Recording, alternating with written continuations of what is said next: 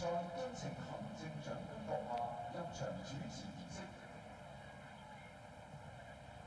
now the Chief Executive of Macau Administrative Region, that's saying that will officiate the So there, onto the grid, to applause. The Chief Executive, Ho Yat-seng, this afternoon officiates at the Formula 3 Macau Grand Prix, the 70th running of the event, and the Golden Dragon Eye dotting ceremony. The Chief Executive shakes hands with Macau Grand Prix organising committee members, and then with drivers, and then officiates over the Golden Dragon Eye dotting ceremony before the race. The Chief Executive will be accompanied by the Secretary for Social Affairs and Culture and President of the Macau Grand Prix Organising Committee, Ms. Ai Yong-bu, and by the President of the Sports Bureau and Coordinator of the Macau Grand Prix Organising Committee, Mr. Pun Weng-kun.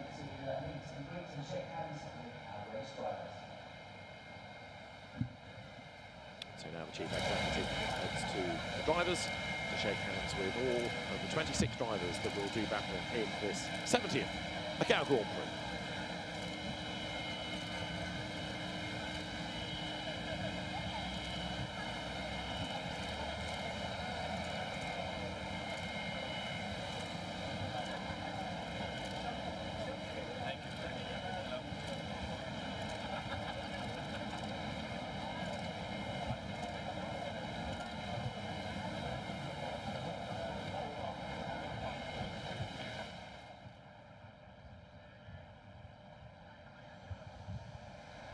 And so with the introductions to the drivers and to the organising committee members, then so now attention turns to the traditional special event that comes before the Macau Grand Prix, and that is this year the Lion and Dragon Dance, and that will be next. And the Golden Dragon Eye dotting ceremony being conducted by the Chief Executive.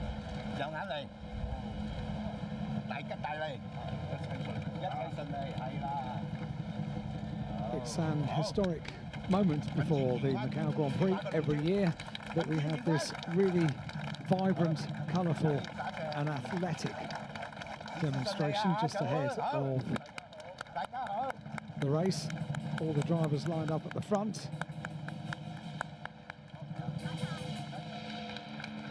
And a huge part of the tradition of the build-up to the Macau Grand Prix. And this year we have the Dragon. Watch and enjoy. It could only be in Macau.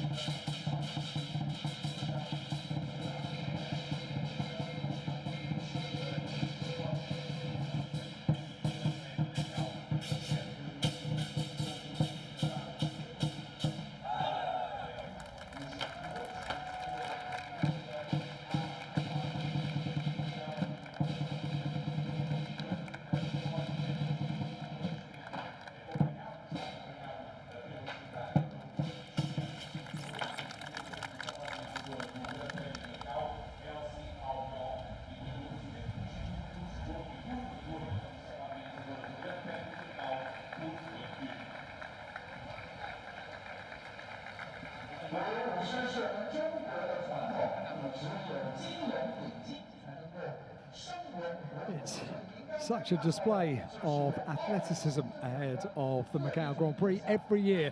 So colourful and so well received by the drivers and all of the officials that are down here. The world's media now turn their attention to the front of the grid where the drivers are lined up. We'll take a break. We'll be back in a couple of moments with the full build-up to the 70th Macau Grand Prix.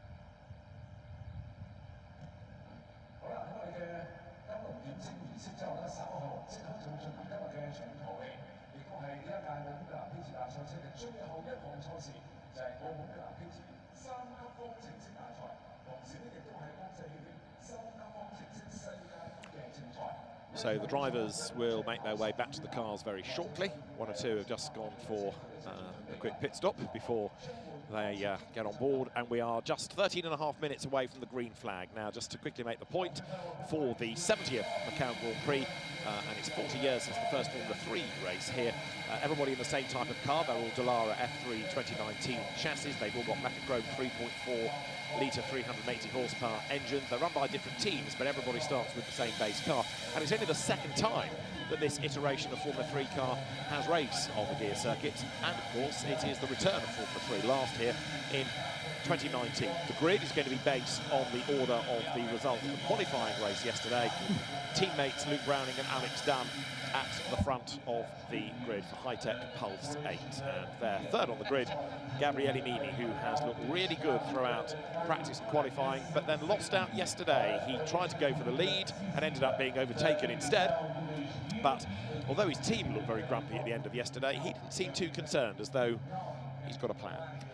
Yeah, he may well have a plan, because being at the front of the field, be it first, second, third or fourth, that's a good place to start for the 70th Macau Grand Prix. Anything can happen over 15 laps, a 15-lap racing prospect. That's the 27 car of Dennis Hauger. We've just looked at Dino Boganovic on the outside of the second row of the grid.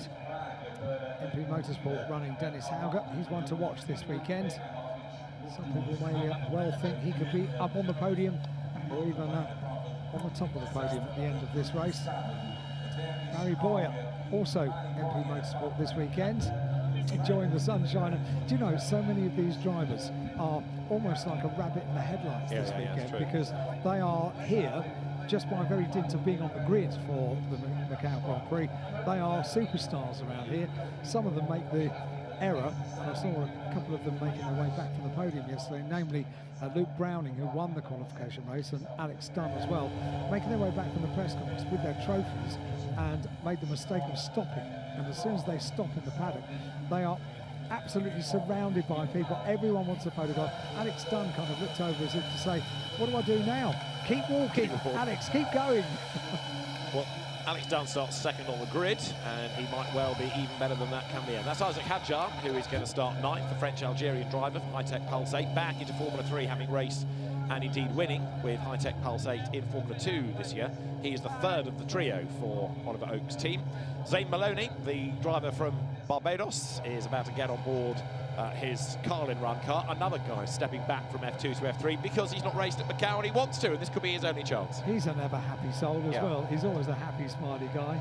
Really good character. And he's really put Barbados on the motorsport map. I know they've always had this vibrant motor racing scene, and particularly rallying. The Rally Barbados has been a great success for many, many years, but you know, circuit racing hasn't necessarily generated that many people from Barbados, but he's been a real star. Richard Verschoor, winner of the event last time F3 was here. Yeah, last time F3 was here, which was the first time the current iteration of FIA Formula 3 cars were here. Everyone was very excited before they turned a wheel in 2019, not knowing exactly how powerful these cars would be around the Guia Circuit. They worked really, really well.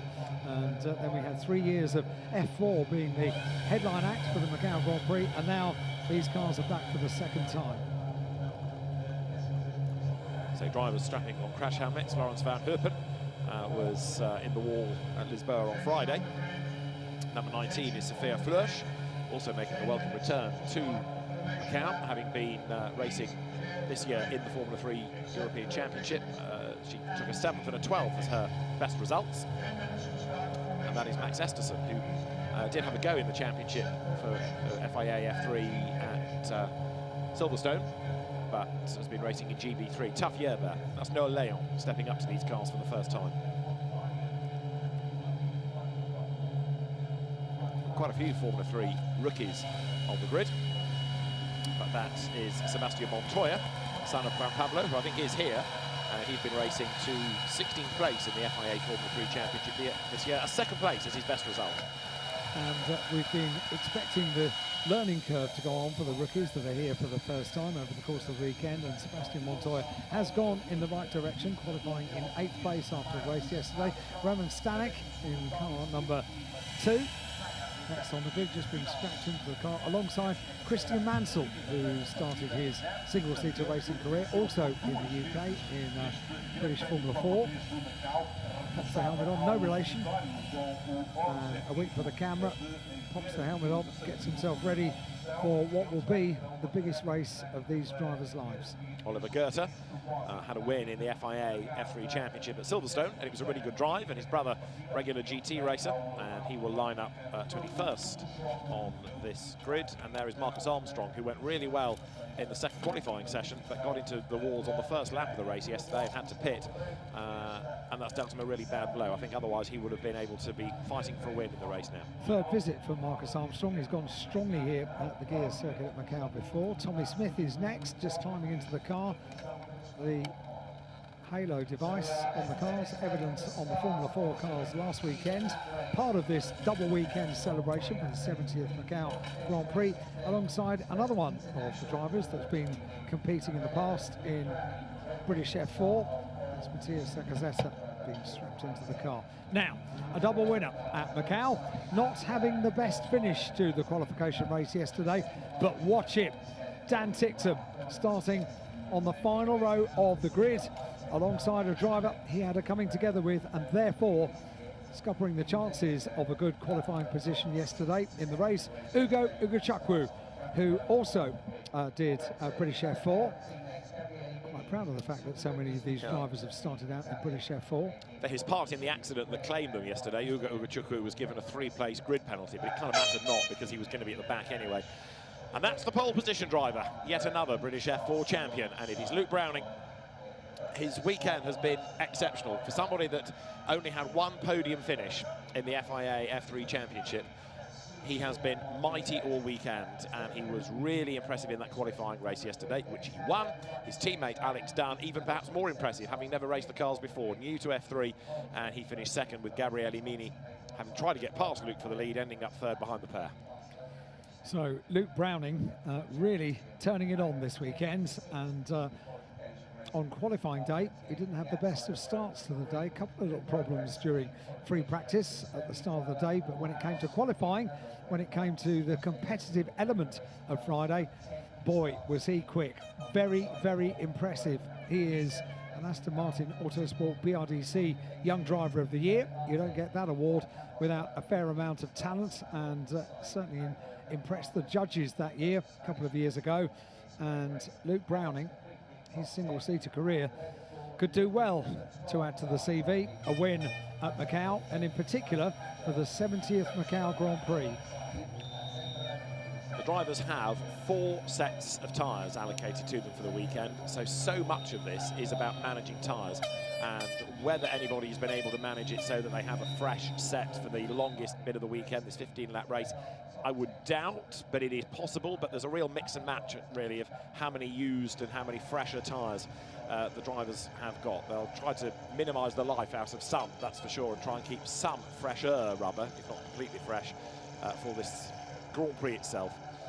Star of the race yesterday for me was Alex Dunn. Yeah. That's the car we're looking at now. He is a young driver, and he has never been to Macau before. He was cool and confident before the race got underway, and then finished up second on the podium from 5th, 6th on the grid. So impressive. Here's the grid. Here's the way it will line up. Luke Browning and Alex Dunn on the front row of the grid. Gabriele Mini and Dino Boganovic on the second row of the grid. Dennis Hauger and Mary Boyer on the third row of the grid. Paul Aaron and Joseph Marti on the next row of the grid. Isaac Hadjar on row 5 and Zane Maloney on the outside of row 5. Charlie Butts, Richard Verschure, former winner here at Macau. On the 6th row of the grid, and Nikola Tuzlov and Lawrence van Herpen on the next row of the grid. Sophia Flörsch and Maxwell Esteron next on the grid, and Noel Leon, Sebastian Montoya on row 9. Roman Stanek, Christian Mansell, Oliver Goethe, Marcus Armstrong, Tommy Smith, Matthias Sagazeta, Dan Ticktum, and Ugo Uguchukwu completes the 26 cars that take the start of the 70th Macau Grand Prix. And this is wide open. It is a really interesting entry of people that have been racing in the cars this year in the FIA Championship, people coming back into Formula 3, people coming up to Formula 3 that have never raced them before, and only 2 drivers on this grid that have raced here before. Richard Verschoor, mid-grid, 12th, Dan Ticktum on the back row. So it really is intriguing. And any lessons that we thought we had learnt after yesterday, well, let's find out. I'll grant you Luke Browning and Alex Dunn have been really good, but so has Gabriele Mini. A lot of it inevitably will come down to the run on that first lap down towards Lisboa. But even yesterday, we saw how these cars could slipstream, and the DRS zone that will be activated after the first lap down towards Lisboa as well. So that is another opportunity for overtaking. I just wonder whether some of the drivers forgot about that as well, because after DRS was activated yesterday, you still saw them on the run down to Lisboa not using it. So it'll be interesting to see now how things work out. And we get the green flag lap underway, the warming up lap underway in just over 3 minutes' time. So personnel being cleared off the grid. They have waited ages for this race today. The build-up, the cars have been there for about half an hour. Those athletes that took part in the eye-dotting for the Dragon, they've been waiting 45 minutes because everything happens according to time, and it happens absolutely spot on time as well. But the drivers will in a way be enjoying that because they are the star turn, the headline event. They're not the support race at 8:30 in the morning like they might be on a Grand Prix weekend, for example. Race of their life. Absolutely right. And of course the FIA Formula 3 Championship does go to street circuits, but none are like this. Yes, there are narrow ones, but there aren't any that have the fast, daunting sections that this does. Other than Macau, it is a unique place. The grid is being cleared then. 3-minute board shown. Of course, at the 1-minute board, the engines will fire. They will be released onto that formation lap. The last engineers just staying with the drivers. There at the back of the grid is Dan Ticktum for Rodin Carlin. And Dan, no doubt, will be making progress forward, but we'll see exactly what progress can be made, because it ain't going to be easy, that is for certain. But amongst the 3 at the front, it is going to be a fierce fight for sure. Question, how high will Dan Ticktum go?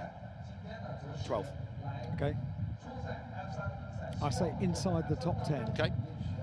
He's smiling. You can see his eyes are smiling. He is relishing the prospect. When I interviewed him down on the grid yesterday from his starting position, which was lowly for him, he reckoned he could do 5 places on the opening lap. Yes.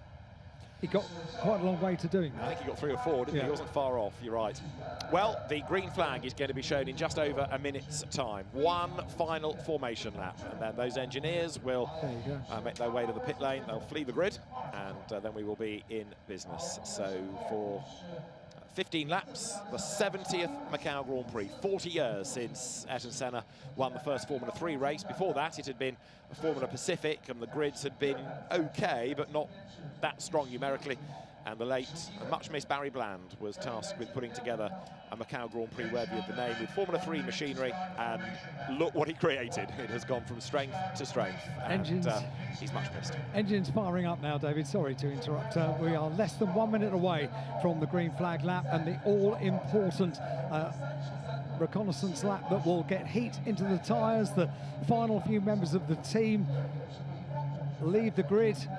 Final few members of the world's media leave the grid. The final few officials leave the grid as well, leaving just, and this is what they know, this is what they know best. Everything that has gone before is slightly alien to most of these drivers. The dotting of the I's on the Dragon, the dance that we've enjoyed, the introduction to the officials that are around the Macau Grand Prix, that's all new.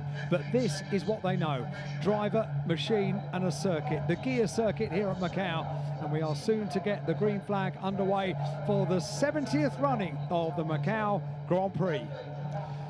Green flag waves, the engine notes rise, the cars blast away. That in turn just kicks a bit of warmth into the rubber. Luke Browning straight away moves across on Alex Dunn. They're different liveries because the blue is carried by Luke Browning by dint of being on the Williams Formula 1 team driver programme, and the traditional silver of High-Tech Pulse 8 carried by Alex Dunn, and then those red and white colours of Prema for first up on the grid, Gabriele Mini, and then his teammate Dino Beganovic. MP Motorsport, the orange livery, Dennis Hauger, and his teammate Mari Boyer will round out the top 6 on the grid. That is the exit of Mandarin down towards Lisboa, and the first lap of the race. You can expect this to be a hugely fiercely fought part of the racetrack, because one of your big opportunities to overtake, could be your only one in the race, could be here. And it's a real pinch point into Lisboa. If you've been following the Grand Prix weekend, you'll know exactly what we've had in previous races. If you know the history of the event, you'll know how easily it can catch people out. And then this fast climb up San Francisco Hill. These 3.4-litre engines, I know I keep saying it, but they do make a fantastic noise.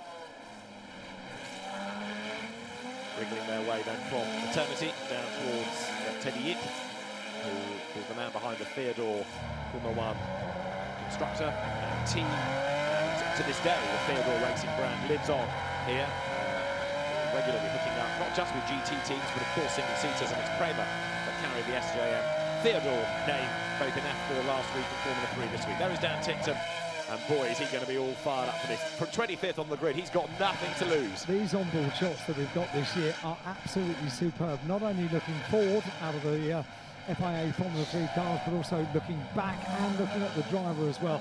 We get such a wonderful view and such a wonderful feel of what it's like to be in one of these cars around the Guia Circuit at Macau.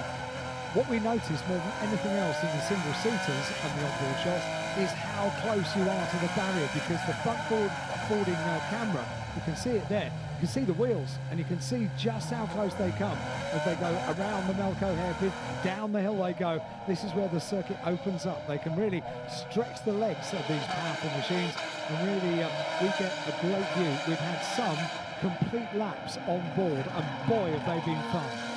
So Luke Browning brings the cars out of the right-hander of Fisherman's Bend up towards our bend, the tight right that ends the lap. You can see how much wider here the track becomes, and it's the same really all the way now down to Lisboa, weaving left and right to get the warmth into the Pirelli tyres. Teammate with him at the front of the grid, Alex Dunn.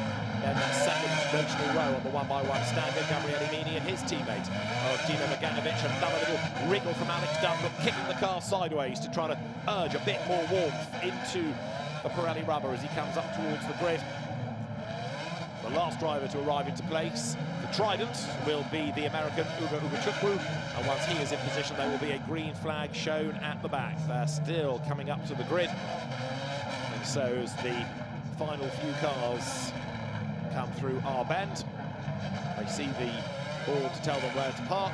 They slot into place, and Luke Browning then now goes through, in his mind, the first few corners of this 70th Macau Grand Prix. It began as a sports car race, and single-seater racing soon took over as the main category. Formula 3 came in 1983 and has remained predominantly the headline race ever since, apart from those recent travel-affected years. But since 1954, the Macau Grand Prix has made reputations, it has produced heroes, and it has generated stars of the future. There's going to be another one in 15 laps' time as the winner of the 70th Formula 3 Macau Grand Prix. The car's in place, but a yellow flag shown. I think somebody may have a problem. Are we going to have a delayed start? Let's see. The yellow flag goes in, and another green flag lap underway, according to this timing screen, as the cars accelerate down towards the first corner. Now, Luke Browning it is that has got the advantage as the cars jostle down towards Mandarin, with right in his wheel tracks then Gabriele Mini. Alex Dunn, not such a good start as the cars power down towards Mandarin for the first time. Round the outside goes Alex Dunn, and it is going to be Luke Browning in the lead, but only just. Gabriele Mini right in the wheel tracks. Dunn tries to squeeze up the inside. Mini covers him off. Beganovic goes to the inside line as well, but Browning will lead into Lisboa. Yeah, and Alex Dunn in the wall. Gets it all wrong, so into the barrier down at Lisboa. Oh dear, Dan Tickton, meanwhile, making his way up the order from the back of the grid. There was some confusion, wasn't there, at the start about the yellow flag being shown just towards the back of the grid. The race getting underway. That was for a stalled car, wasn't it? Virtual safety car because of Alex Dunn in the barriers. Yes, I was waiting to see a red light, which I didn't. Apologies. And then we had the green flag message on the timing screen as though it was a second formation lap, but the drivers saw a light. And so the car of Alex Dunn, well, after a heroic drive yesterday, I'm afraid that has taken him out, and he's absolutely gutted, as you can imagine. Yep, so disappointing. He was on the outside line going into Lisboa. Everyone else was on the inside line, so he really didn't have the room to turn into the corner. It would have been a brave manoeuvre around the outside to make up for the slightly slower start, but the car already extracted.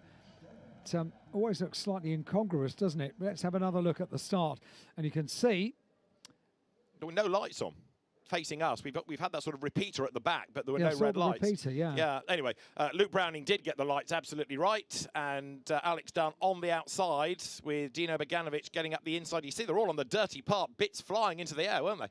Yeah, there was loads of dust being kicked up for sure as they use every single inch of the width of the road on the run down towards the very, very quick Mandarin, and then ultimately on the run down towards Lisboa. Maybe this was where it all started to go wrong, around Mandarin for Alex Dunn. He was always on the wrong side of the road. There just wasn't the space, couldn't turn the car in, and ended up spearing the tyres. And Dan Tickton was trying to gain ground on the inside and was able so to do on the run up the hill. So very disappointed Alex Dunn. The face says it all, doesn't it? It really does. He was so happy yesterday. First visit to Macau. He had a trophy in his hand. He looked like it was Christmas. And, well, from hero to very, very disappointed walking back to the paddock. But look at the gap that Luke Browning has managed to pull. So we're under the virtual safety car. We may not need to go safety car. Let's see, there was a stalled car on the grid, you're right, and it might have been that of Pepe Marti, which is being brought into the pit lane. So the VSC is ending, and the green flag shown. We're back racing. But Luke Browning, look, has got a really nice gap at the end of the opening lap. Gabriele Mini trying to break the toe off and up to Dino Beganovic, but Browning is away and gone. So now Gabriele Mini is going to have to really push to bring down that margin. One lap in the book, and the gap between them is a second. Huge advantage for Luke Browning on the restart after the virtual safety car as they make their way through down towards Mandarin. What can Gabriele Mini do about this? He tries to get in the wheel tracks. He follows every single trace that Luke Browning does at the front of the field. Through Mandarin, they come through like a bullet, and Luke Browning has the advantage. Won the qualification race yesterday, and Gabriele Mini just matching every single move that Luke Browning does. To the outside there of Paul Ara and Dennis Hauger. It was Sebastian Montoya's car, in fact, that didn't get off the grid, so Montoya is out as the leaders climb the hill. Now, in the first sector, Gabriele Mini quicker than Luke Browning. He's coming back at the leader, and he's shaking off Beganovic then as they head up towards maternity now. Drop down through the left, heading towards Teddy Yin. The Prema car's looking quicker today, and from the next lap onwards, they'll be able to use DRS. So Mini's task now is to get close enough to Browning to capitalise on that when they come down towards Mandarin. He's doing a good job of it. When they came across the line after the virtual safety car, it was only 1 second between the two of them. Luke Browning pulled the pin and got the advantage, certainly got himself a little bit of a cushion, but there is nowhere around the Guia Circuit here at Macau where you can relax, and Luke Browning knows that. He's putting in faster sector after faster sector. So after the restart, Luke Browning has just gone overall best in sectors 1, in sectors 2 and 3. But Mini was quicker in sector 1, and that might have been because of a toe. And actually, Dino Beganovic is right on his tail. So you've got the Prema trio, 2nd, 3rd, 4th. Dennis Hauger in 5th. But for the moment, Luke Browning is still in charge as he comes out of the Melco hairpin. And on that mountain part of the circuit, he has built a gap. He's been away really impressively. Certainly has 3 consistent fastest sectors for Luke Browning, the race leader. Sector 2, Sector 3, Sector 4. Purple, purple, purple for Luke Browning. And Luke Browning, the winner of the race yesterday, so far is doing everything right. Look at the gap. Look at the gap that Luke Browning has. That is mighty impressive. Gabriele Mini has got his teammates right there behind in the mirror. The gap is now 2 seconds between first and second, so an extra second over 1 lap gained by Luke Browning. That is mighty impressive. And he's out of DRS range, so there's nothing Mini can do. And if anything, Gabriele Mini might get done now by teammate Beganovic. He'll be close enough to use the DRS potentially on the way down to Lisboa. Here they come. So Luke Browning then building the gap. Bogdanovic goes to the outside line there, diving into Lisboa. He's done it. Through he goes. Dino Bogdanovic is through, but is he going to make the corner? He turns in. He's in the wall. Bogdanovic is off from second place into the tyres. Race over for Dino Bogdanovic. He just gone storming through to second place, but he couldn't get the car slowed down. No, it was a hero move, but unfortunately it didn't finish in a hero way. So exactly where Alex Dunn finished up, puncturing the tyres at Lisboa. And unfortunately, the number 8 car of Dino Bogdanovic is right there. So if we look back from Gabriele Mini's car, we will see this manoeuvre being started by Dino Bogdanovic. He looks over, you can see the car, it stays in the tyres, and Gabriele Mini says, that was my place, I've got it back, thanks very much. It's almost like putting a banana skin there, isn't it? You know, the drivers use that DRS, they think, great, I've got all this extra speed, I've gained a place, and then suddenly, no! And they know what's coming, and you can see there Bogdanovic locking up, and off he went. So the DRS, if you're going to use it, you're going to have to be careful with, because the extra speed you carry into the corner is mighty. We've got another VSC, so our second virtual safety car. So again, the pace slows, but no actual safety car, so the gaps don't close. Green Crane is very busy so far in this 70th Macau Grand Prix. And Luke Browning, under the virtual safety car, slows the pace, so too does Gabriele Mini. Bogdanovic could have been a real hero there, couldn't he? It doesn't take long, does it, to recover the car of Dino? So the virtual safety car is ending. Oh dear, that's what it means, isn't it? Yeah. The trudge. The trudge back.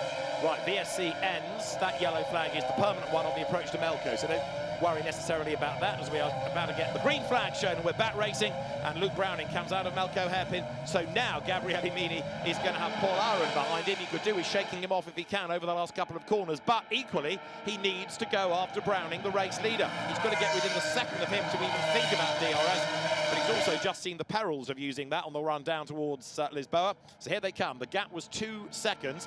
It does look as though Mini might be marginally closer, but let's see.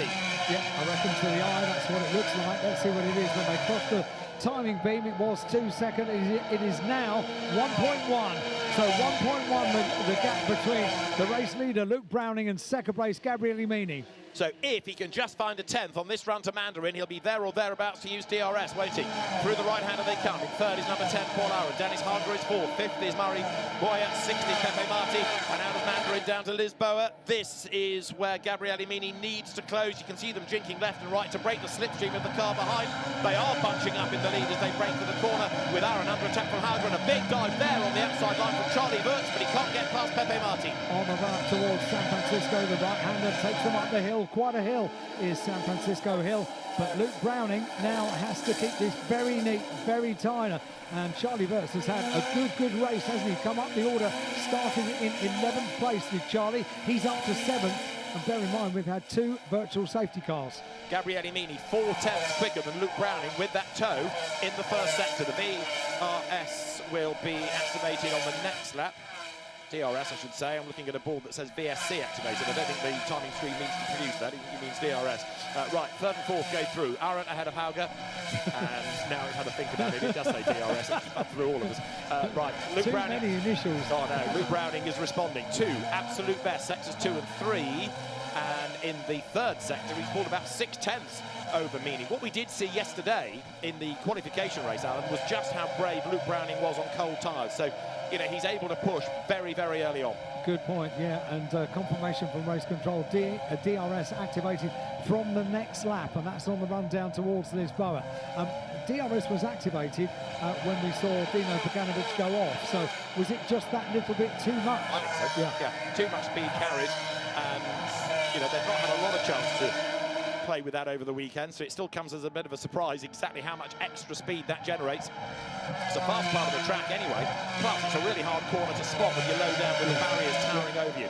Over the line goes Luke Browning, fastest lap of the race, and how far ahead is he? 1.3 seconds. Gabriele Mini does a personal best. Aaron is still in third. There he is ahead of Hauger, Boya, Marti, Wirtz, Hadjar. Van Herpen is up to 9th, and Zane Maloney in 10th place. We're currently working lap 5 out of the 15 in the 70th Macau Grand Prix, led by Luke Browning. Yeah, the gap has come to, has extended a little bit, so Luke Browning able to get 2 tenths over that lap over Gabriele Mini, and the fastest lap on the way. Change the third. Dennis Hauger has gone on ahead of Paul Aaron. Can he slow down the car in time for the corner? Yes, he can. Good pass by Hauger. So the Norwegian is through to third. So that's the first time we've seen it going into Lisboa. That it has worked, and worked very well indeed.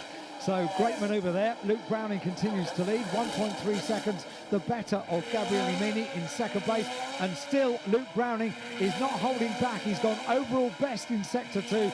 Luke Browning is really going to be one to watch, isn't he? Goodness me. Well, as long as he doesn't make a mistake, it's his race to lose now, isn't it? Because he has just looked so good. There's something about this place that clicked right from the very first lap of free practice, the outlap, never mind the flying lap, and he's never looked back. The confidence was good after yesterday's race, and as the cars flick their way now down to the faraway S's, Browning is in the first sector slower, in the second sector quicker, in the third sector a fraction quicker, but he's always in that first run where Meany thinks he has a chance, possibly because of the toe, but then the gap stretches again, heading up the hill, and here you go, through Donna Maria, at the top of the hill as it were, on towards the Melco hairpin. So when you say that in Sector 2, Luke Browning was quicker by 0.4 of a second, that's quite a chunk over one sort of 23, 24 second sector. That's really very impressive, and goes quicker in Sector 4, quickest overall, and by quite a chunk again. So by 0.3 of a second, Luke Browning is quicker. Sector 5 to complete. He's already got the fastest lap of the race as the race leader. 2:07.2 for Luke Browning on the previous lap. What is this lap going to be? Across the line, completes the sector, and with another fastest lap overall. 2:06.836. What can anyone do about this? However hard Gabriel Imini charges, he isn't going as quickly as Luke Browning. So as you say, that gap going up and up and up. Dennis Hauger, though, for the podium now in third place, and his last lap was a 2:07.4, but he's getting closer to Meany all the time. There further back, Paul Aaron now under attack from the next MP Motorsport car of Murray Boyer that goes to the outside line. This for fourth place, and Boyer goes through. Again, stand on the brakes, turn into Lisboa. Mission accomplished in the way that Boganovic could not. Boy, they turn into that corner quickly, don't they? Goodness me, down at Lisboa. It is already an overtaking opportunity, but with DRS activated, wow, they approach that corner with great speed and have to be very, very careful how they turn into the corner as well, as indeed they have already found out to their cost during this race. So the gap did extend between Luke Browning and Gabriel Imini on the previous lap to the extent 0.4 of a second. So really the difference between the two of them in Sector 2 on that last lap. This time, Luke Browning not doing anything particularly special time-wise in Sector 2. However, with now an overall faster sector going in Sector 3, Luke Browning is still going, isn't he? Goodness me. He knows one way to drive, and it's absolutely flat out. So he's not prepared to just win by a tenth. He wants to win by the biggest possible margin and take pole in the fastest lap as well and get the complete set here on his Macau debut. And it is a really impressive drive. Thus far, very close to the wall there was Murray Boyer. That was cigarette paper width, but he got away with it and comes down towards Melco just ahead of Paul Aaron. And Aaron might well be under attack soon from Pepe Marti behind him. Let's have a run down the order then. Luke Browning, car number 11, it is that leads. In second place, Gabriel Imini in car number 9. Third place, number 27, Dennis Hauger. Paul Aaron in car number 10 in fourth place. Murray Boyer in car 28 is fifth. And Joseph Marti in sixth place in car number 15. Charlie Burns having a great first part of the race, making up loads of places. He's got as far as 7th. Beyond 7th is proving difficult. It is a little bit, isn't it, as Aaron goes through then. But the lead gap, 1.8 seconds. It's still creeping up between them with now 6 laps done. And the next fight, let's see, Murray Boyer, number 28, getting away from Paul Aaron. There are the race leaders. And once again, the situation between the two is that in Sector 1, Gabriel Imini is that little bit closer again. Dan Tickton also making progress. He's up into 19th spot, so some way to go to reach our predictions. And look at this, 3 wide they come. Zane Maloney on the outside line there to get past Lawrence Van Hoopen. Couldn't do it, but he does make the corner and keeps Richard Verschure behind him. Verschure goes one side and then the other, but Zane Maloney sticks out his elbows, hangs on to the place as Luke Browning continues to lead with yet another absolute best in Sector 2. And Richard Verschure has done the overall best sector in Sector 1. He's down there in 11th place, keeping an eye on the former winner here at Macau. Won the Macau Grand Prix the last time these cars were here, did Richard Verschure.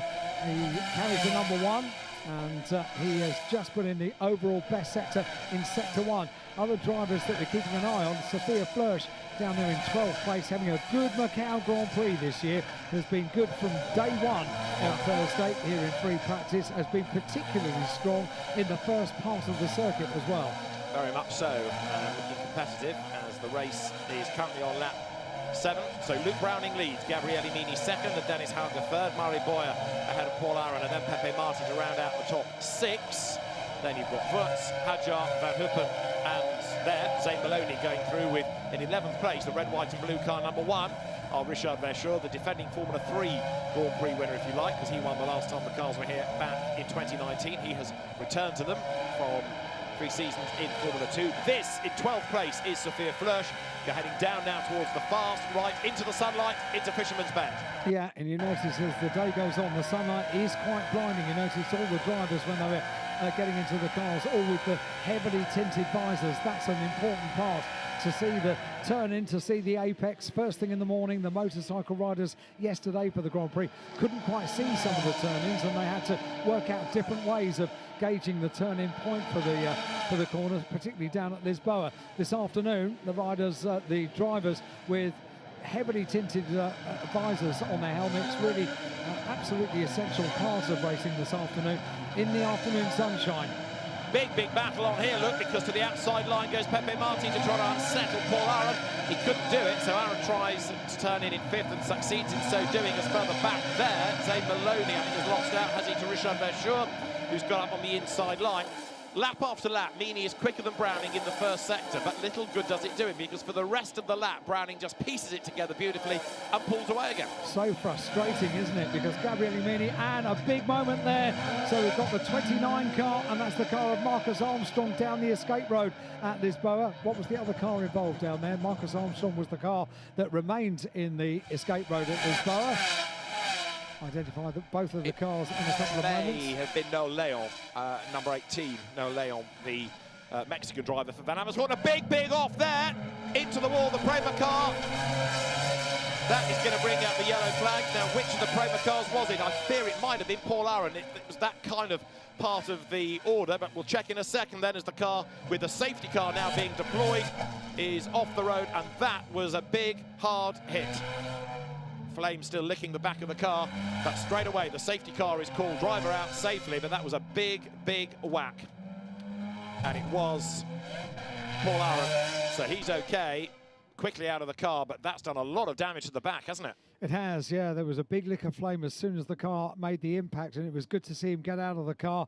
Paul has climbed through the safety catch fencing and leaves the car smoking. You can see the smoke coming from the back of the car. That's going to need dealing with very soon indeed. Wow, it's taken the back completely clean off, hasn't it? That's how hard the hit was. Wow. Liquid on the ground and a wheel off as well. It would not surprise me if this weren't a red flag race suspension situation now. Yeah, because the car has caught fire now. So the smoke legacy just from behind the catch fencing, we can see the flames as well. And the course vehicles are going to need to get there as soon as possible, really, because the fire has taken hold on that car, and it was so good to see that Paul had got out of the car and is in a place of safety. Now there, look, with damage is Charlie Wurtz, so he got caught up in it. Pepe Marti, I think, was trying to get past Paul Aron. He may have succeeded, but certainly Wurtz has picked up damage. And as the drivers come through, we're under safety car conditions. Wurtz is going to have to pit. There's no question about it. If he doesn't this lap, he's going to be brought in. So Charlie Wurtz, sadly, from what had just become 6th place with Paul Aron's demise, is about to head into the pit lane. Has Marty also picked up damage on the front? It's lower on the right front, isn't it, than the left? Wurtz carries on. So the leaders come by. Safety car conditions now. And yes, very definitely. It's got no front wing. Yeah, and a deflating tyre as well. So you've got 2 walking wounded. He's driving on his own front wing, I think. Yeah. All right, here you go. Replay. And let's see. Aron's backwards coming into the corner. He's already hit the wall once, look, because there's no back end on the car when he comes into shot. Wow. Gosh. That was quite an impact. And immediately the flames come from the back of the car. Not surprisingly, really, the back end of the car. Still going is the number 6 car. Charlie Wirtz. But also Marty ahead does have wing damage. I think he might have a deflating tyre as well. So they've all got caught up in that melee, haven't they? Charlie can't carry on like that, even No. though even if the bodywork is shaken free of the car, he's got no front wing. No, that's what I say. If he doesn't pit of his own volition, which he hasn't, It's going to be brought then in. the mechanical warning flag will be shown. I mean, the team will be on the radio telling him to come in anyway, but at low speed, it's not as noticeable. But I think now, because the car is crabbing, Charlie Wirtz has twigged that there's something not right here.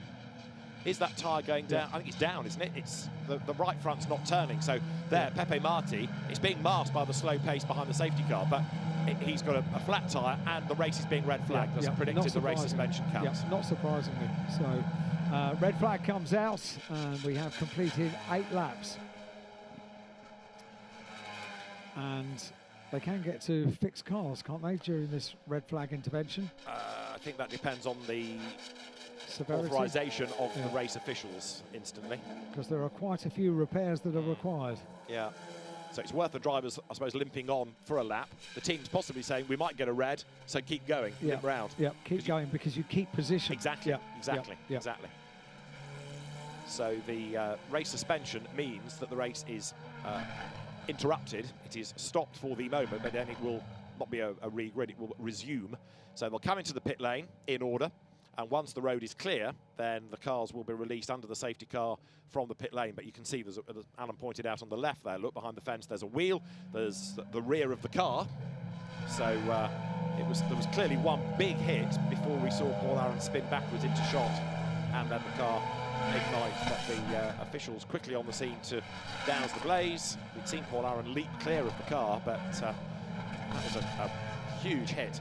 And gives us this race suspension situation. Yeah, it does, and quite a few damaged cars. So they head around the circuit now and will head into pit lane.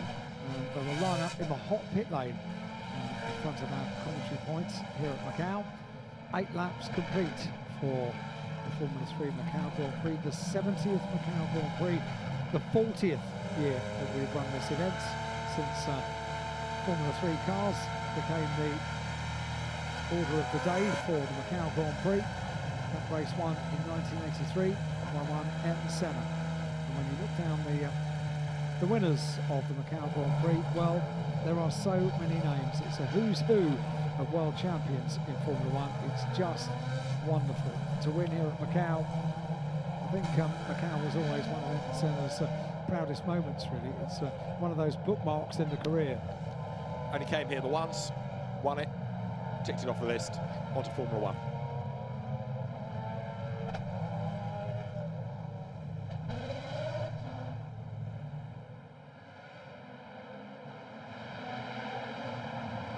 So the cars will come to the pit lane, and we'll see how long it takes them to attend to this. I'd be surprised if drivers got out of cars. We were seeing yesterday some of the GT drivers in a similar situation, staying in the car, staying focused, rather than being distracted.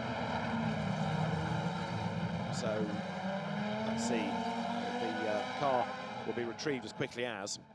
It's not so much the recovery of a car, and there, because it was a wall that was hit, there's not a lot of barrier damage necessarily to attend to. It's more any liquid on the road and any fire extinguisher that's down. But I'd love to know how it all started. We only saw that secondary impact. I'm not sure we will. No. You know, I'm not sure we will. We have a finite number of cameras around the circuit, and they can sometimes only look in one place at one time. So potentially we're not going to see what happened before that. I'm sure we'll have photographs that will, in due course, make it into public domain. But whatever it was a big accident. Not surprising as well. We say when Macau bites, it can bite really hard, and it's never quite as noticeable as when you're in a Formula 3 car. Here's a look back to the start, and we had that question mark over the start lights, didn't we? That the race was underway. A good start from Luke Browning. You've got to be ready to go, haven't you? Goodness me. And they on the run down towards, you see a bit of body work and all sorts of bits flying up in the air when they get on the dirty part of the circuit, with the run down through Mandarin down towards Lisboa. This was unfortunately the wrong start for Alex Dunn. Goes to the wrong side, over to the left hand side of the circuit, turns into the corner, nowhere to go, everyone else is there, and bang, straight into the tyre wall down at Lisboa. The first scalp is claimed at Lisboa. He was lucky not to get hit from behind as well, as others had to trying to squeeze past him. So that slightly got in the way of Dan Ticktum, who then made the climb up the hill, and it wasn't long, of course, before the VSC signs came out to give that first neutralisation of the race. We've since had a second VSC and now our red flag, but the first one was for that to happen, for Alex Dunn's car to be retrieved. And a very, very disappointed Irish driver clambering out after all the good work yesterday, gone at turn 3. It was so disappointing to see his face today compared to 24 hours ago when he had just a hero race to finish up on the podium and take away silverware. So the highs and lows of motorsport, once again, it's a learning curve for these young drivers. And I think overall, when he looks back at this weekend, he can be extremely proud of what he has achieved. Well, yes, indeed. So 9 laps are completed out of the 15. And when the race resumes, whenever that will be, obviously we'll start on to lap 10. And Luke Browning will continue. Drivers, in some cases, do jump out of the cars. There is Zane Maloney, who, as I've been saying, has put Barbados on the motor racing map and shielding himself from the sun. Gabriele Mini, helmet off. But, of course, for the Prema team, mixed emotions now because they've lost 2 of the 3 cars. And it's Gabriele Mini who is upholding the team honour, but he just does not seem to have had an answer at the moment to Luke Browning. So the Prema car, second place. There in number 21 is Lawrence van Heupen. Further down the order, number 27 there. That is Dennis Hauger. That's the man in 3rd place right now.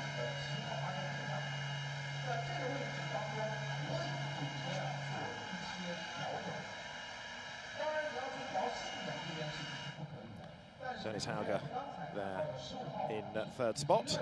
So there are 6 laps still to run. Let's have a look, if we can, at the start from one or two other drivers' points of view, such as Dan Ticktum. Here he was, 25th of the 26th on the grid. And that yellow flag looked further up the road on the left, but the lights did come on. You can see them in the distance blinking across and out, and away he blasts. It was Sebastian Montoya's car that did not get away. So Dan Ticktum storms off the grid, gets round the outside of Mathias Zagazzetta, dives into reservoir. Tommy Smith goes wide and Dan Ticktum picks him off as well, and then gets into the slipstream on the way down towards Mandarin, speed building all the time. Bit of a lift as he tries to work out which way the traffic will go, then back on the throttle coming out the other side of the corner. Remember, up the road, Alex Dunn is about to make his hero move for position, which is not going to come off, so Dan Ticktum goes to the inside line, down through the gears. He sees everybody slow ahead, thinking maybe there's drama. Doesn't really see the parked car, but he's still on the inside line, avoids banging wheels with Armstrong, and powers up the hill. And then out comes the VSC, so he gets that flashing yellow light on the dash that means slow, slow, slow, and he does, and everybody slows with the virtual safety car being employed. So there you can see right now the red lights are on, and 9 laps done. So let's have a look at the Sophia Flörsch start. Sophia Flörsch having gone pretty well yesterday and starting 15th on the grid. Blast off. Grabs a gear. Across in front there moves Lawrence van Heupen. So Sophia Flörsch has to slot in behind through reservoir. For the 5th gear. 6th. And again, just a little lift into Mandarin to work out where there might be a gap. Back onto the power coming out the other side, and also that lift because, of course, tyre's still pretty cold. Good pass of Nicolas Solov, a teammate on the inside. Dives down towards Lisboa. Through on the outside goes Van Heupen once again. It's all kicked off, remember, we've done a bit of wheel banging around where she was. Zane Maloney just escapes up the road. We're still green at that point. Onto the throttle. And then we have the VSC. Good start by Gabriele Mini, but he was not good enough to get ahead of Luke Browning. It did put him ahead, though, of Alex Dunn, but this is going to be really interesting because we might now see exactly what Alex did from a different perspective. So, look, Mini knew what he needed to do. That was get into the slipstream of Browning. There he is, heading into Mandarin. Barely a lift through the right-hander. Browning covers off the inside line. Again, he's trying to break the toe. Mini gives a toe to both Bogdanovic and Dunn. So, look left. as he breaks for the corner. Alex Darney's about to come storming up on the outside. In fact, you don't see him, but he's in the wall by now. And out of the corner, I think Gabriele Mini seemed to back out of that rather sooner than others with the VSC. So that's in part what cost him some time to Luke Browning, but he didn't seem to stay on the throttle for as long as others did going up the hill, and he was further ahead, of course, so as the VSC came out, he would have been further up San Francisco Hill, so that's a little bit odd that he seemed to be backing out of it quite soon. So the fans are waiting cars back on track.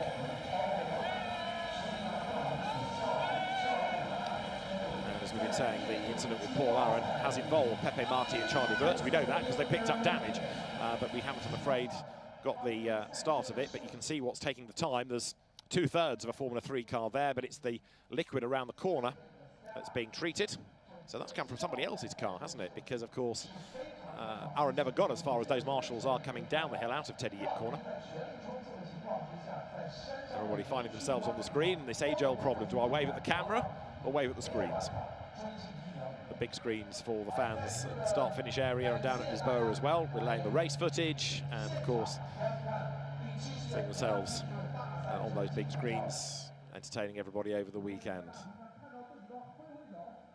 Look, it's you, it's me. And a wave. And then people look left and right. Extensive repair and cleaning required on track, we are told. Extensive repair. So this might be quite a long stoppage. That's the suggestion. And we've got to be done within a couple of hours because of the regulation road opening at 6 o'clock. So the marshals toil away.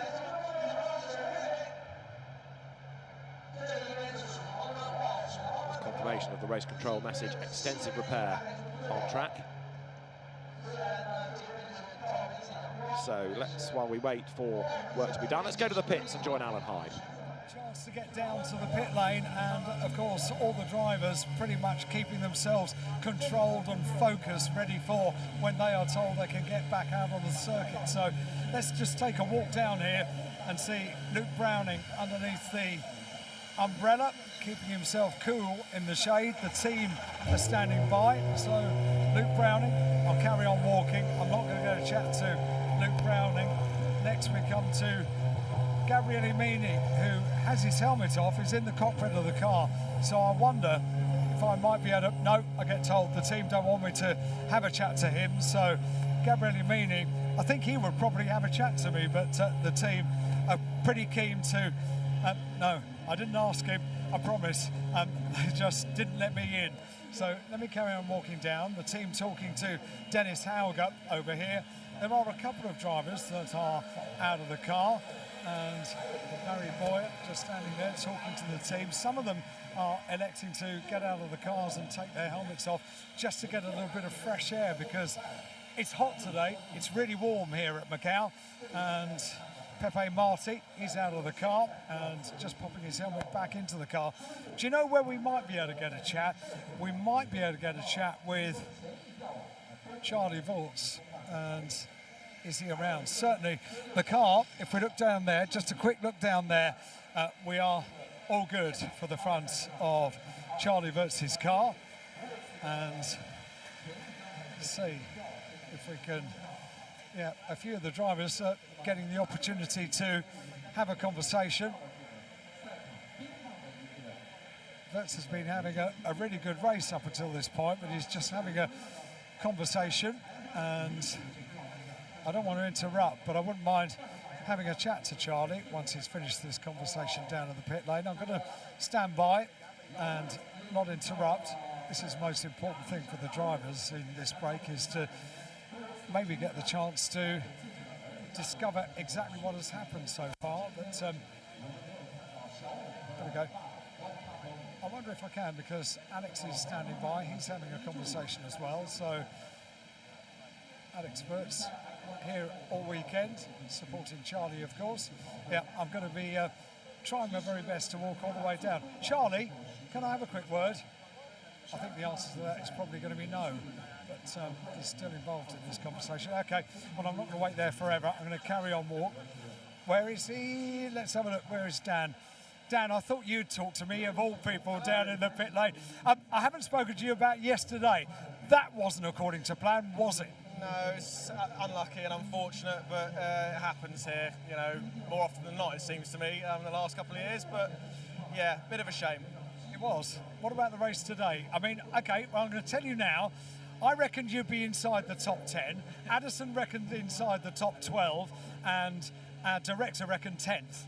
I think it's possible. I mean, half of it is just staying out of trouble, of course, which I've done pretty well so far.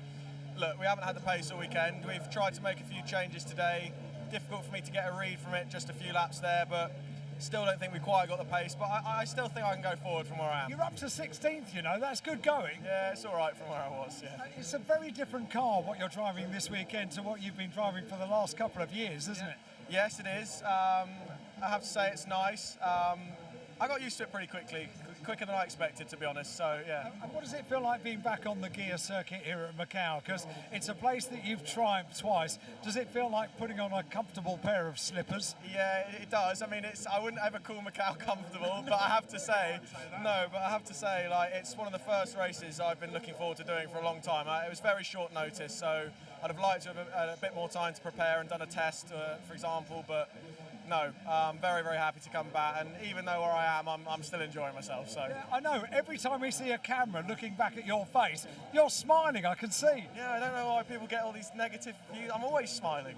He's happy to be here. Dan, double winner at Macau. Thanks, mate. Thank you. Thank you very much indeed to Daniel Tixham. Let's see who else we might be able to get the chance to have a chat to down here, and it would be good to have a chat to Sophia Flörsch if I get the chance. She's out of the car, so I've got a good opportunity to do it. Let me see if I can interrupt and have a quick word with Sophia Flörsch, who is out of the car and so far been enjoying a really good weekend. Sophia, can we have a quick chat?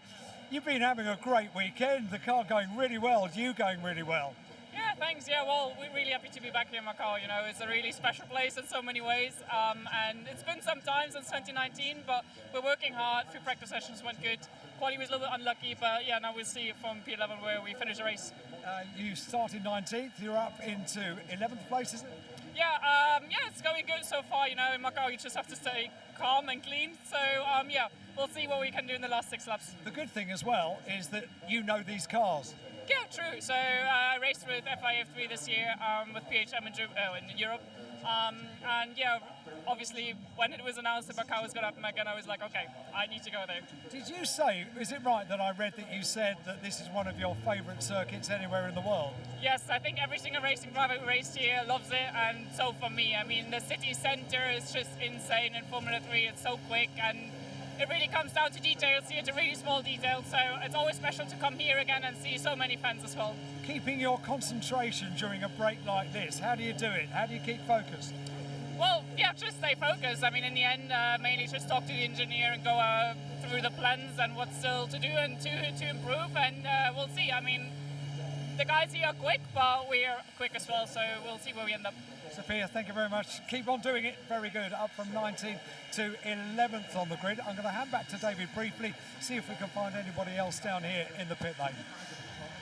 Alan, good work. Good to hear from Dan and from Sophia.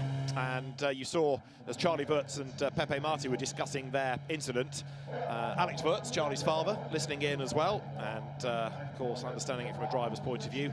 Might try and go back to them, potentially, once they've finished their rather deep and meaningful about the dramas. In the meantime, the most recent message from Race Control is the announcement of the restart time will be announced soon.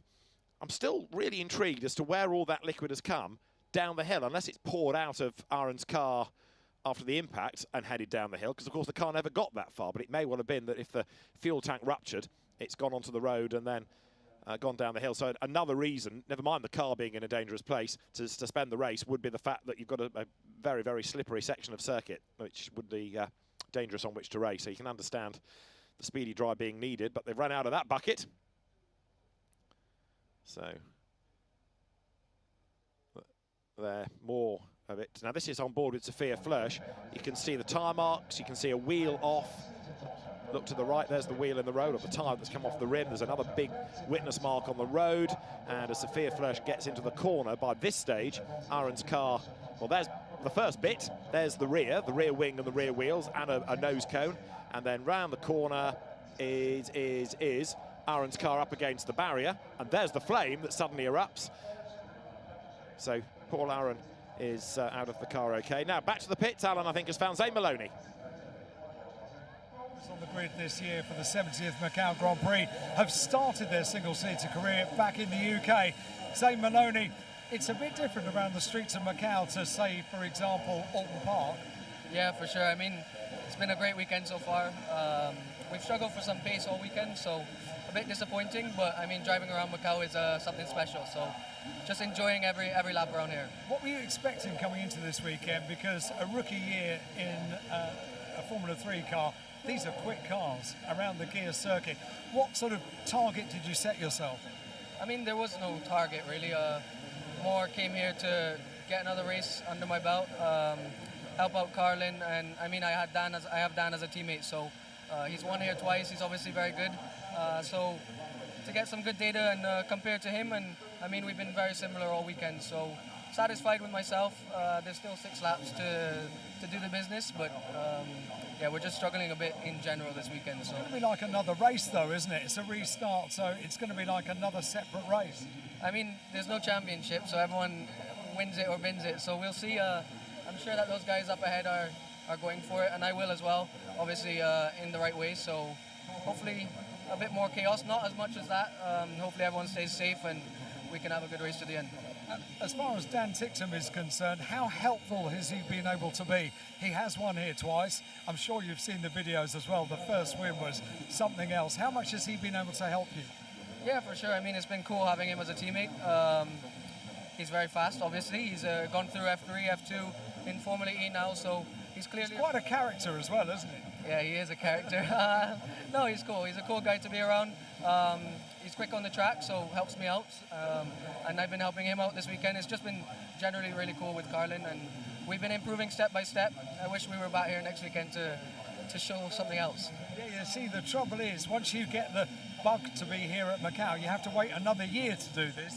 Yeah, for sure. I mean, I've quite liked also sleeping in and coming at 1 o'clock to the track. We usually don't get to do that, so that's been cool. The crowd's been amazing, and Macau's an amazing place, so I'll be back next year, I hope, for sure. Thank you for talking to me, Zane. Good luck in the restart of the race. Zane Maloney down here in the pit lane.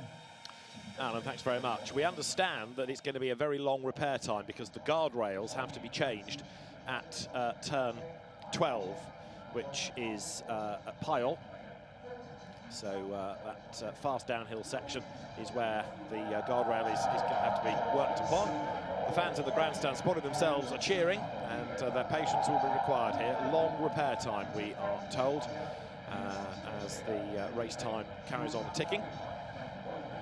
But as we've made the point already, the road's open at 6 o'clock, come what may. So the liquid has been treated, but it's the barriers where Paul Aaron went in that is now taking the attention. So that looks as though the accident started sort of at the bottom of the hill and finished at the top, doesn't it? So it's if that was the first whack and took off the wheel and the wing, and then the car carried on going up the hill, I'm absolutely fascinated to know how it did that and how it got there, but until we can get hold of Paul Aaron, maybe the answer will remain a mystery unless Charlie Wurtz or Pepe Marti can shed light. Let's go back down to the pit lane. Alan is terribly busy working to find drivers. So we need to find out what happened to Charlie Wurtz. He was driving around with a damaged front of the car. We didn't see what happened. Charlie, can you explain what did happen? Yeah, we were having a really good race from P11 to P6, and I just came around the corner flat and I saw Paul was crashed and the car split in half and on flames, and out of instinct I braked and the rear's locked up and I went into the wall, and it's just really unlucky because the car was amazing, the team did an amazing job, we had a good race, and I think the gearbox is broken. We're going to work our best and see if we can get back out, but yeah, we really have to see. It's not looking too promising at the moment. Your race was going absolutely brilliantly up until that point, wasn't it? Yeah, exactly. I mean, we didn't get a lap in quali, but we were P18 in quali, and we went from P18 to P11 in the qualifying race, P11 to P6.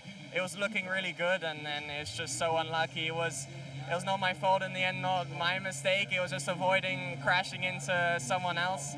And it's just really frustrating, and frustrating for the team as well, because I wanted to do a good job for them, my sponsors and stuff, but yeah, just super frustrating, and yeah, we have to see if we can get back on track. Are they allowed to work on the car here and now? What's the rule?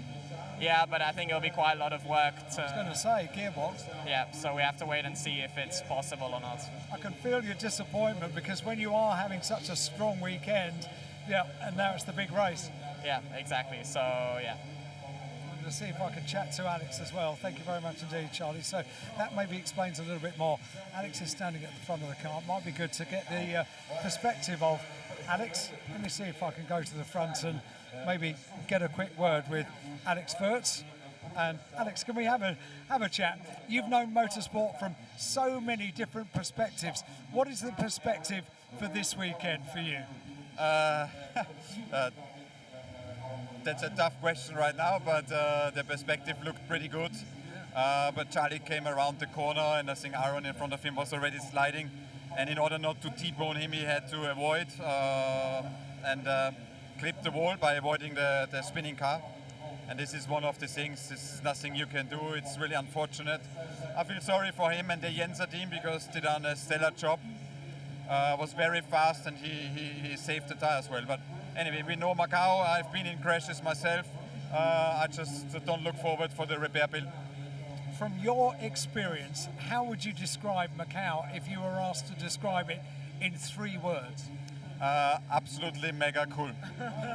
It is amazing, isn't it? It's a gift of a circuit, because there really isn't anywhere else like this in the world for a driver, is there? Yeah. Well, thanks for asking these questions to take my mind off the disappointing race situation. But for all of you at home watching, Macau is maybe the track for any driver. Everyone looks up to this circuit in full awe. It's so amazing. You get into a zone which nowhere else you get. Monaco feels like a highway compared to Macau. And it is here where the stars of the future are shining first. And for a right reason, because the way to drive this circuit, the car control you learn, is just extraordinary. And I'm so happy for these young kids that they can experience that. I like the fact that I've taken your mind off the unfortunate situation that we've got at the moment, because you just came alive talking about this as a driver. Is it more difficult as a driver or as a father?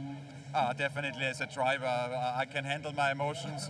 Of course, sometimes you're nervous as a dad, but I fully trust Charlie. I trust the other drivers. They are really well educated in the sense of having a lot of miles. The FIA championship here, the World Cup, is an extremely high level. But yeah, sometimes you wish you could help, especially like now, to help to repair the car. But it's too much of a damage, unfortunately. What a shame. Alex, thank you so much for joining us. Thank you. Alex Wirtz down here in the pit lane, so we get a bit more of an insight into a father and son racing weekend, a lad and dad racing weekend at a pretty high level, and we get a bit more of an insight into what happened to Charlie Wirtz. Alan, well done. Thanks very much for that. So the family Wirtz and the barriers being attended to, as you can see.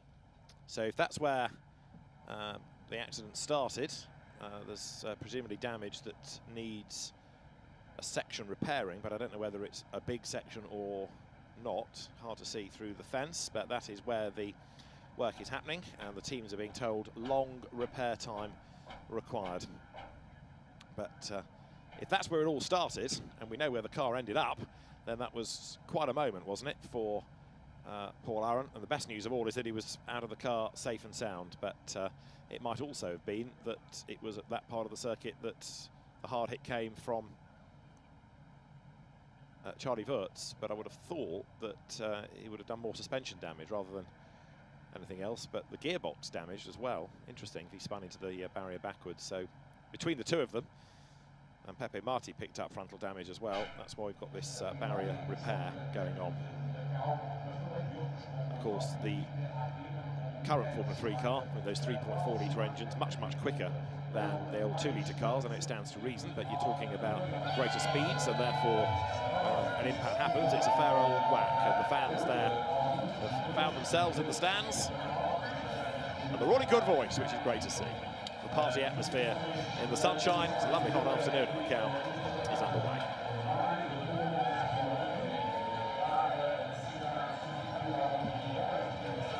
frowning banner there from the fans of the Cheshire Driver at the back, the British flag. It's not quite a Mexican wave, but it's not doing too badly. All the way around from Reservoir along the pit straight. Very energetic fans finding themselves on the big screens. Now it's your turn, chaps. This is the very understated grandstand. In comparison with the previous lot, this is not a very impressive performance. Now, Richard Verschoor has won the event in the past. 2019, he was the winner, and he's with Alan Hyde. The last time we were here at Macau with FIA Formula 3 machinery, this man was the winner on the top step of the podium. Sometimes, Richard Verschoor, it's not easy to come back as a defending champion, is it? It's never easy in Macau, never. But we're trying our best. Unfortunately, we had a bad qualifying. Well, actually, we had a super good qualifying, but the red flag caught us out. Otherwise, I think we really could have been on pole. So it's a bit of a shame now driving around P9, P10. But the restart, starting from P9, anything can happen. Anything can happen, as you well know at Macau. Some weekends it's a great weekend, you end up a winner. Some weekends you're battling against red flags and stoppages. There is a certain element of luck around this weekend, isn't there? Definitely, yeah. In the quality race, unfortunately, I chose the inside line. I got passed by many cars on the outside. Otherwise, I think today we could have had a very good starting position. So it is a bit of luck. I mean, it's always Macau. Right, share a secret with me. What is your secret in Sector 1? Because you go overall best in Sector 1 again and again and again. I go down a bit, so I take less air, and then I'm flying. That's it. So now everybody will try. It's quite superb. It works really well because you do absolutely fly through that. Yeah, but the thing is, I'm behind two cars that are much slower than my pace. So I'm catching them like crazy on the straight. So I'm much closer than maybe other cars are. Okay, what can you do on the restart for this one? Pass both of them. Okay, very good. Thank you, Richard. Richard Verschoor, the winner of the 2019 Macau Grand Prix. This, of course, is the 70th Macau Grand Prix. 40 years since we had Formula 3 machinery racing around the streets of Macau. We'll carry on down here in the pit lane. There are Formula 3 drivers aplenty to catch up with. Alan, thanks very much. So we've heard from a good number of them, and still that barrier repair work is underway. So the last communication from race control was that the two drivers that picked up damage, Pepe Marti and Charlie Wurtz, driving a car in unsafe condition. That's been noted. No action taken. No action necessarily will be taken, but the fact that they did that has been noted by the race officials and may be referred to the stewards. So there in the pit lane is Isaac Hadjar. He's in 7th place. 21 is Lawrence Van Hoopen. Up into 8th. So he has made a decent amount of progress as Van Hoopen, starting 14th. Number 1 there is Richard Verschoor. He's the man you've just heard from. Behind him, number 24 there, that's Zayn Maloney. And then carrying on down the order, Sophia Flörsch in 11th place. So Verschoor, Maloney, Flörsch, 9th, 10th, 11th. The car behind is that of Nikola Solov. And in 12th spot, that car. Then you get to Oliver Goethe, the Euro Formula Open champion last year, driving for the Campos Racing team, a win and a 2nd place within FIA F3 this year. And a update on the restart time will be in 17 minutes. So while we wait for that, let's go back to join Alan. It's quite nice to get the perspective of a Formula 3 race when you've got someone that was brilliant in a Formula 3 car around Macau and also pretty brilliant in a GT car as well. I haven't got one of them, I've got 2 of them because I've got Danny Juncadella and the winner of the GT Cup race just a few moments ago, Raffaele Marciano. Raffaele, first of all, the difference of driving a Formula 3 car and a GT car around the Guia Circuit. I mean, I drove the old Formula 3, not this one. I have to say it's more fun in a GT because, I mean, Mandarin for us is sometimes flat, not easy flat as in a Formula, so it's more a corner. In the mountain part is narrow, so like you have to fight with the car. You're not seated in the center, sorry, you are in the left, so it's a bit tricky, but it's both fun, but with GT it's quite fun, yeah. In whatever car you're in, this is pretty much a gift for a driver, isn't it? It's a wonderful circuit. It's got just about everything, hasn't it? It's got slow corners, twists, turns, up and down. It's got everything. Yeah, I mean, for me, it's one of the best. It's like, Bathurst, like Nordschleife, they're like, even not iconic, let's say, it's only fun. I mean, it's fantastic. It's high speed with low downforce, it's slippery, it's really fun. I'm just going to come over this side and have a chat to Danny. Thank you, Raffaele. We've not spoken for a little while. You're doing all right, aren't you, eh? Yeah, I'm good, mate. It's quite superb. Now, you know what it's like to win in a Formula 3 car around here. There is an element of luck, a huge amount of skill, bravery, all of those things combined, really. Yeah, sometimes everything has to come together, especially the year I won. I remember that I was starting from 6th, and I went up to P2, but Marco Wittmann in front of me was like 3.5 seconds ahead because of all the fighting we had, and I was like, okay, well, P2 is good. I was happy with P2, and then with like 6-7 laps to go, there was a safety car, and I was like, okay, well, this might be it. And I got my chance, and I went into the lead, and it was pretty special because it was a weekend that I started very good, then had some pretty big ups and downs, and then coming up with a win in the last 5 laps, that was pretty special, and winning such a race is just unique. The joy of winning at Macau is quite a draw for a driver. You came back and defended the title, and now you're in a GT car as well. What is the draw? What brings drivers back to Macau again and again? I think the race itself, especially in Formula 3, being the main event, you're used to being like a second main event, or like you're not in the spotlight as much, and here it's the big event of the year, and it's one race, and it's this unique track. It's all the legacy behind, especially when you win it. It's very good, but then it's not that great because you really want to come back again. You really want to win again. You want to have that feeling again, and that's why, like, I remember sitting out in 2013 when I was a DTM driver, and I was watching on TV Alex Lynn winning, and I was like, oh my God, I hate this guy. And you know, I was a professional. I signed my first professional contract as a Mercedes driver, and I was like, I need to come back one day. So I came back in F3, and ideally I would have come back again in Formula 3, to be fair with you. But you know, at one point you need to say, okay, I don't want to go against these 18-year-olds, 16-year-olds that are fighting for their dream, and I'm in a different stage in my career. But yeah, I would love to do it again in Formula 3, but now it's the time. Would you do it again? When the news came out, actually, I contacted one team and I said, hey, do you want an experienced driver? Alex Sims came back, I think, 5 or 6 times here to Macau. Yeah, I know, yeah. Unfortunately, the answer was, how much budget do I have? And then the conversation stopped there pretty much. So yeah, Macau GT is the new thing for us. Also, you can see it's the top GT drivers racing here, which makes it all so special as well. And it's such a crazy race, like Raffaele mentioned. With the GT, there's some places where it's a bit more trickier, and it's very narrow. The car is huge, so it's another challenge. And being in a FIA World Cup, it also makes it so special, and I'm going to be coming back anytime I can. Yeah, you're not going to keep away, are you, Danny? Thank you very much indeed. Raffaele as well. Great to bump into a couple of world-class GT drivers down here in the pit lane. They know what it's like to wait and keep their focus on the restart of the race, and that is exactly what the Formula 3 drivers are doing right now. And Danny Juncadella, that 2011 Macau Grand Prix winner. There's the man that's leading at the moment, Luke Browning, standing next to his high-tech Pulse 8 car.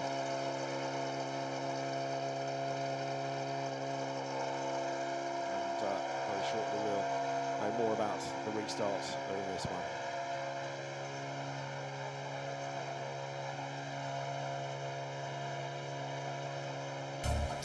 Let's have a quick look at yesterday's race. It began with Luke Browning on pole position, and he made a demon getaway to fend off Gabriele Mini and Dino Beganovic, with Isaac Hadjar dropping down behind Alex Dunn. Mini went to the outside of Browning on the way down towards Lisboa. Beganovic tried the inside line, but it was Dunn that got past him and made a move against Mini. That didn't work, but he'd have another go later on because there will be an early interruption to the race. Dan Tickton was busy going down towards turn 1.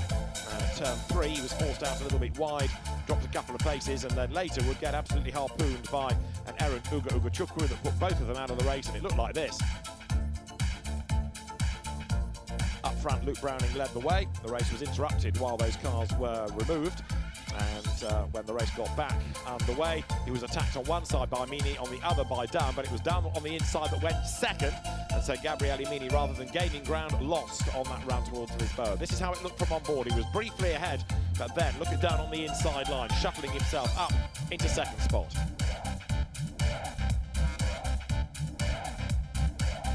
Once he was clear, Luke Browning was not hanging around. He started to build that lead over Alex Dunn, and Gabriele Mini had no answer. He was the best of the Prema drivers, but the two high-tech Pulse 8 cars were indeed pulsating. They came through to score a 1-2 finish. It was Luke Browning, the qualifying race winner, ahead of Alex Dunn and then Gabriele Mini in third place. And Luke Browning has been the star of the weekend so far. Winner of the qualification race yesterday and leading the race today. Luke Browning is now out of the car. It was just going to be too long sitting in there underneath the parasol, wasn't it? Yeah, unfortunately, yes. It was all going well. Red flags come out, and yeah, looking forward to getting a good restart, fingers crossed, and yeah, let's finish this off. Going well, Luke, is an understatement. It was going brilliantly well. You had everything under control. I mean, I guess the key when you're in that position is just not making the tiniest of mistakes, isn't it? Yeah, exactly. Just managing it. I mean, it's so the speed that you're going past the walls here is insane. So that concentration for an extended amount of period is obviously difficult. But yeah, I was relaxed, you know, trying to take it as quickly but as safely as I could. Obviously, I knew I had a pretty safe margin, but yeah, that's been wiped out now. So it's time to build it back.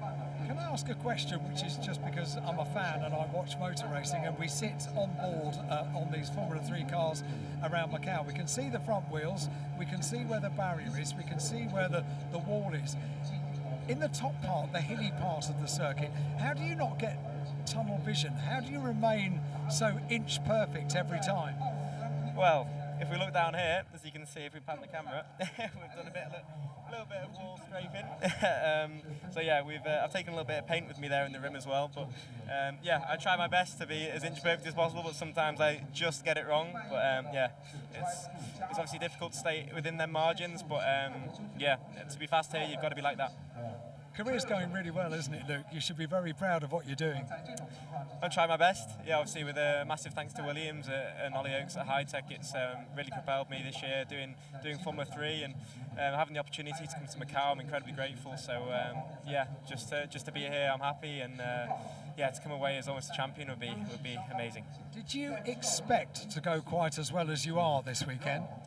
Street circuits were, yeah, I mean, my first time at Monaco, it went pretty well, and I think one thing about my driving that's probably noted is the track usage, especially coming from sort of Alton Park, these background UK circuits. You've got to be inch perfect, and really that attention to detail is super important here. So I guess no, but yeah, we expect to be up there. Obviously Vips was on pole here last year, so we knew we had a good car here, and it was just all about putting it together. And the reason I asked that question is because there are drivers on this grid this weekend that have won the race once, won the race twice, but there are plenty of drivers that have never been to this circuit before, and you all seem to have learnt the circuit in no time. What's the trick? I don't remember drivers learning the circuit quite so quickly before. Is it simulation before you come here? I think so, yeah, and the ability, the things that we've got now in terms of software to overlay differences and to understand and really go into depth about yeah, how to take a corner and how not, and the philosophy around here, and it's funny, 3 different philosophies in taking a corner work quite well here, and you've got to make sure you nail all of them to be fast. So yeah, it's an interesting thing, but for sure simulation, as many laps as possible on the sim, but ultimately you turn up here and you've got to drive by the seat of your pants. How easy are these cars to get off the start line?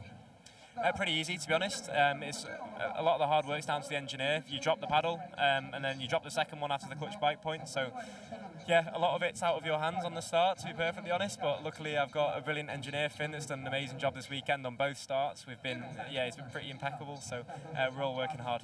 You're doing a great job, Luke. You need to go. I understand it's about 12 minutes before the start. Thank you very much. Cheers. Luke Browning leading the race, won the qualification race yesterday, and engines are beginning to fire up in pit lane.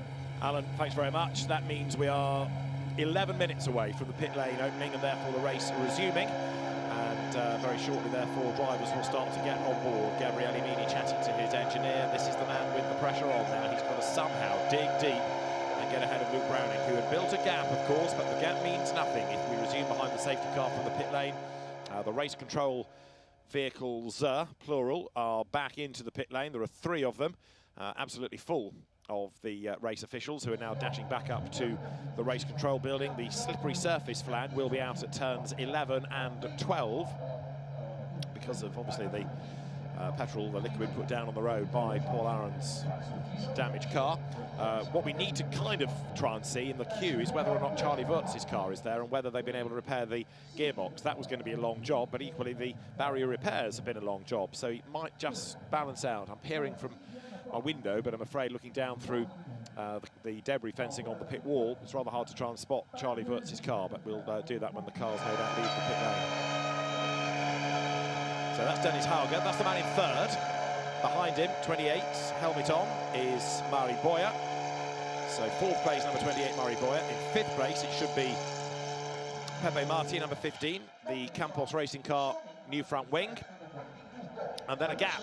So that's where Charlie Wurtz should have been. Look right, and I think you'll find the car in its garage, potentially. Charlie Wurtz looking as though he is not, after all, going to be able to take the restart, and that is very disappointing news indeed. So Charlie Wurtz effectively retires from the race, it would appear, unless they can scramble the car at the end of the queue. They've still got 10 minutes to work, even if it doesn't necessarily start from where it should do. They still have a bit of time to work on the car, but the fact that it's in a garage, obviously not in the fast lane, just reinforces the amount of work that is needed to be done on that car. Disappointment for Charlie Wurtz, having had a good run early on. Just keeping going, there's Nicolas Solov, who is in 12th place, Oliver Goethe, number 17 for Campos Racing. The team still carrying the name of the late founder, Adrian Campos, who of course did the Minardi race in Formula 1. You can see Dan Ticktum striding back in the pit lane. You've got Roman Stanek's car, number 5 there, Max Esterson, the American driver out of GB3. Another driver here for the first time. In fact, we've lost him, he's not there yet. Dan Ticktum should be next, there he is, and a wave, and gets himself then helmet in hand, ready to clamber on board the car. Number 22 is Christian Mansell, the Australian driver at ART Grand Prix. Number 20 then, Tommy Smith, another of the Antipodeans. And then behind him there will be Matthias Zagazeta, the Peruvian. Keep on going, behind Zagazeta, American driver Ugo Ugachukwu for Trident. After Ugachukwu, it will be Noel Leon, who was delayed with Marcus Armstrong earlier on. We saw them up the escape road. Marcus Armstrong's car not there, but Sebastian Montoya's car is. And that, of course, joined in late after it was pushed into the pit lane.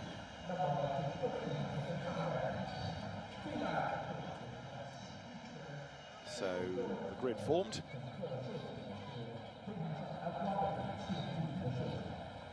That's the order. Browning, Meany, Hauger, Boyer, Marty, gap where Wurtz may or may not end up. Hadjar, Van Hoopen, Veshaw, Malone in the top 10. And again, we're all finding ourselves on the screens.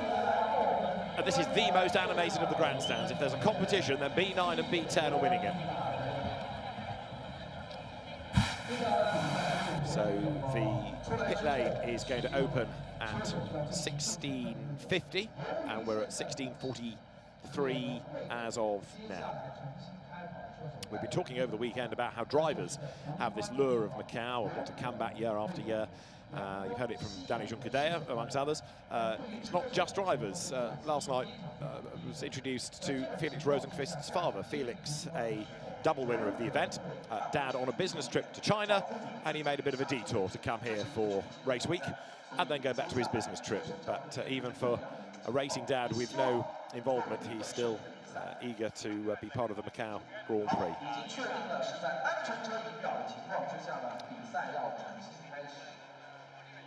So Marcus Armstrong and Sebastian Montoya allowed to exit pit lane to unlap themselves in just over 2 minutes' time. In Montoya's case, it doesn't really help a great deal because I think he's 3 laps down, whereas Marcus Armstrong is 1, so it gives him 1 lap back, but it doesn't give him all the laps back.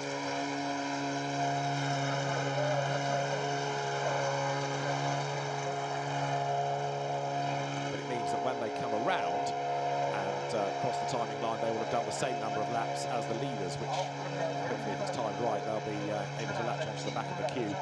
And certainly for Marcus Armstrong, assuming he's there, because I don't think we saw the car a moment ago, he would be on that lead lap unless he's out of sequence from that earlier delay. Anyway, there at the front of the grid, Luke Browning is set to go.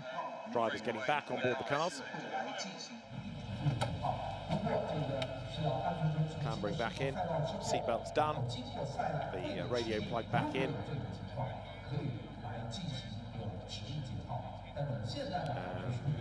As I say, just over 2 minutes before we have the pit lane opening for those lapped cars, and then the rest will join at 16:50. So there, Dan Ticktum clambers in.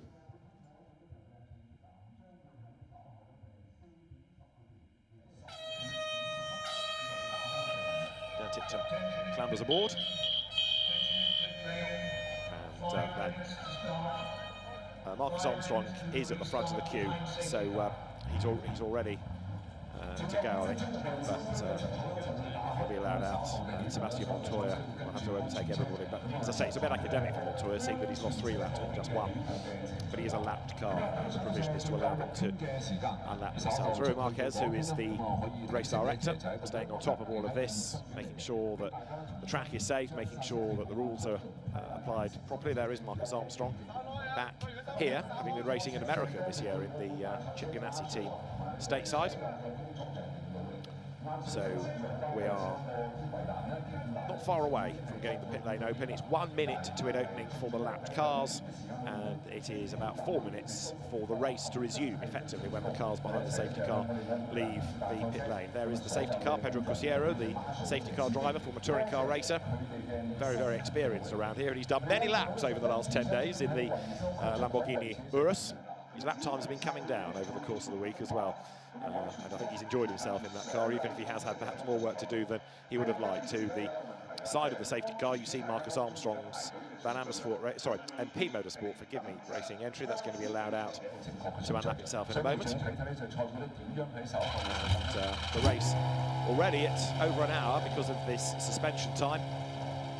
And the driver's now having to cope with a setting sun as well, just yet another hazard as well. After patrolling the pit lane, Alan Hyde has come up here for a rest, but sterling work done, Al. Well, thank you very much. I got a chance to speak to many of them because they got out of the car. When you're sort of leaning into the cockpit and they've got a helmet on, it's not a conversation, is it? You can't. No, it's a grab. It's a little grab of information, but when you can get involved and have a conversation, and that's what it felt like with many of the drivers down there, and also answering questions about what happened to Charlie Burks and to get Dad's input into that as well. Yeah, really useful. I like the fact Alex admitted he'd taken his mind off the situation. So the pit lane is sort of open. It is open for the lapped cars, but Montoya, I don't think, has gone. So Marcus Armstrong goes, but even though on the timing screen it is allowing numbers 16 and 29 to unlap themselves, only Marcus Armstrong has gone out. But as I say, Montoya is allowed to go out, but he doesn't appear so to have done. Anyway, that's for the team to sort out. He's at the back of the queue, but there would be provision, I'm sure, for him to be able to drive past. Anyway, he has not ventured out. Marcus Armstrong will get his lap back.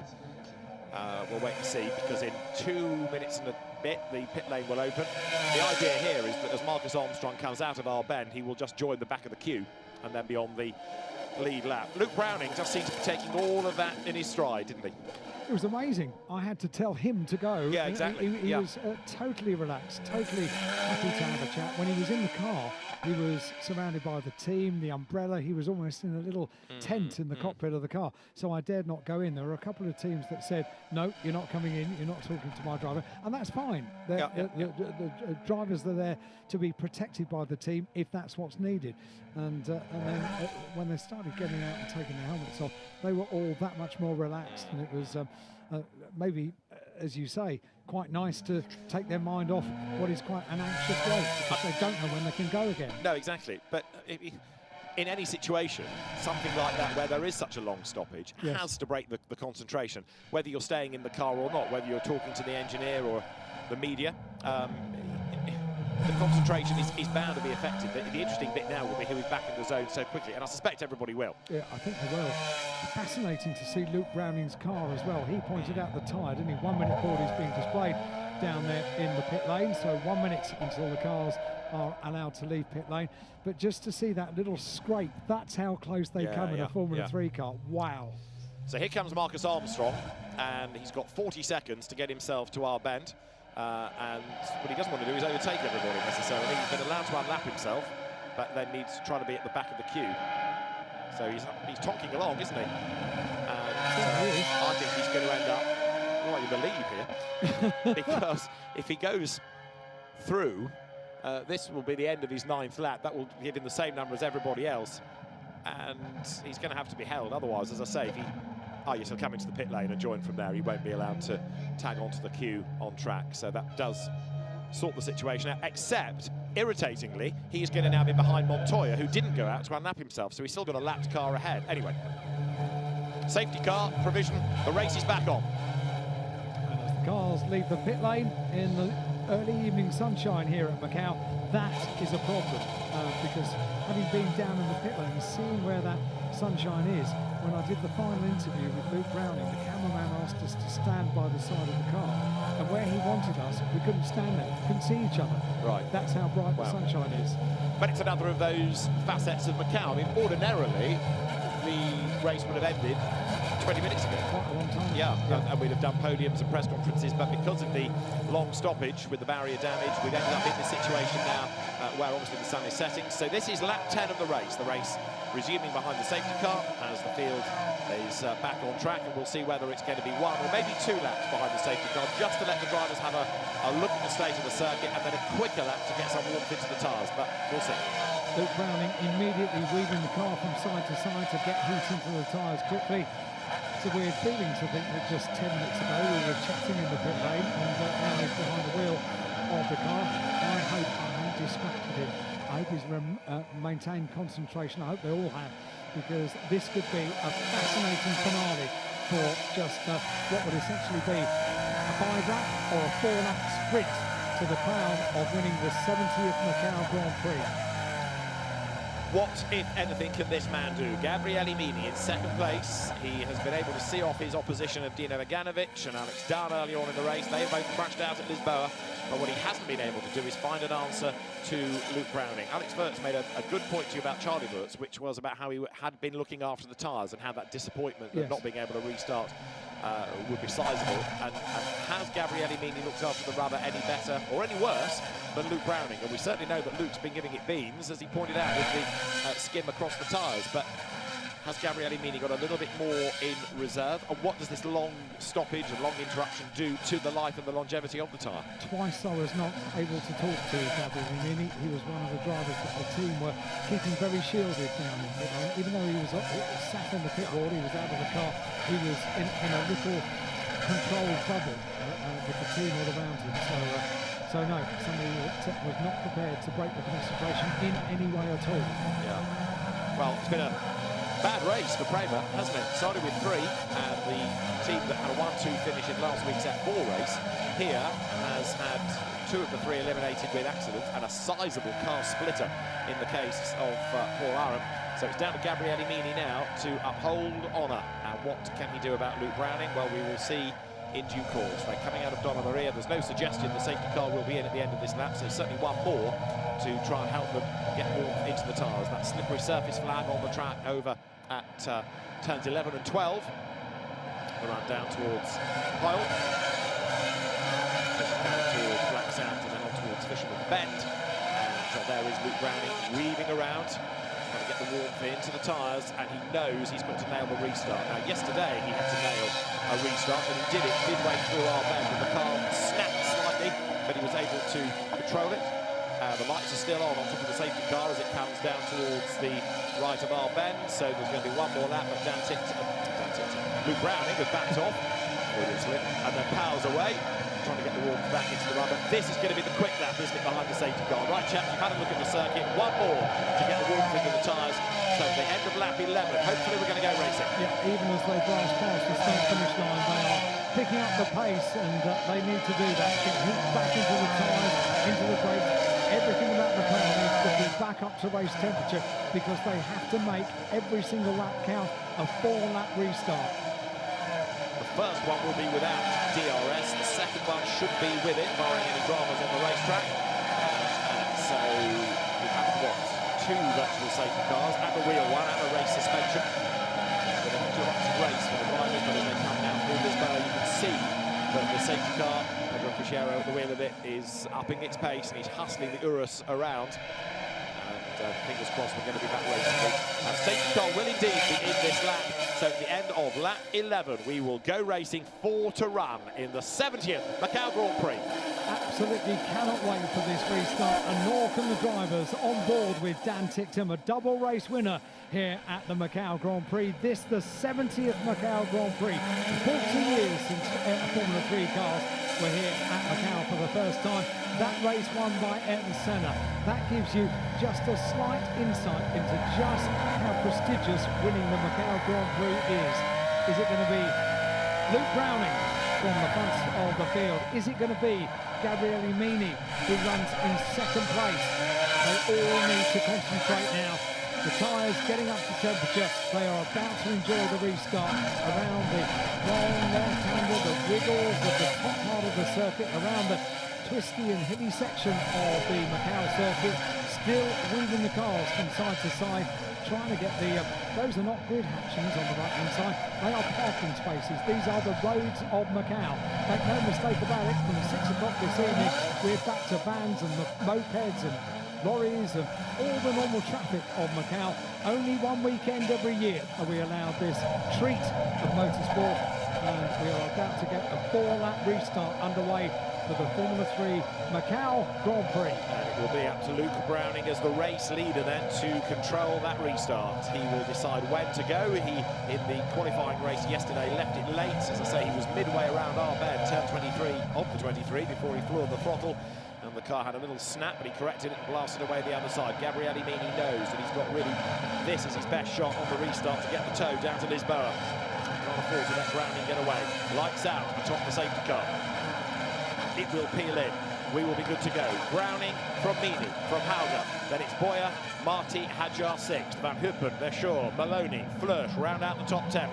Gabriele Mini sitting on the back of Luke Browning. He doesn't want him to get away. Luke Browning may well do what he did yesterday, and Gabriele Mini may well be wise to that. And that is go midway through turn 23. It's up to Luke Browning then to floor the throttle. The green flag awaits, it's being waved, but there are no takers yet. As slowly, slowly, slowly they come to our bend. And in a moment, the race will be back underway. Here we go. What is Luke Browning going to do? Pull the pin as they turn the corner. So who's going to come out on top? Gabriele Mini right with Luke Browning as they come up towards the start-finish line. It was almost the same. Paul putting with the pin for Luke Browning in the middle of the corner. Yesterday, got a bit of a wiggle on, didn't he, when he did that? Yesterday, it was neat and tidy. And Gabriele Mini wasn't really able to go with him because he was giving a toe to Dennis Hauger, who comes around the outside, and so also does Murray Boyer. Up to second goes Hauger. Mini fights back on the inside line, down towards Lisboa. He's got the inside against Browning. No, he's not quite, but Hauger goes round the outside to grab the lead. He's on the wrong line, so Browning fights back.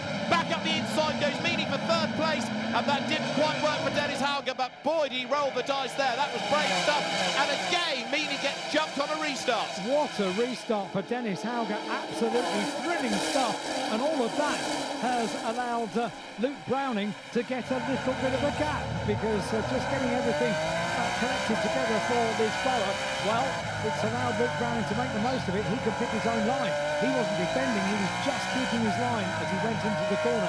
It was down to everyone else to try and sort themselves out in order as they went through the corner at Lisboa.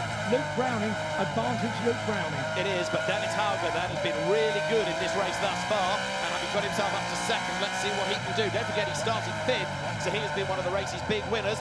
DRS will be activated on the next lap, and the race has 31.5 minutes left in it as a maximum time allowed. So if we get more stoppages, it's got to be done by 5:30 come what may. But let's hope we don't have any more interruptions, because this is going to be tantalising now.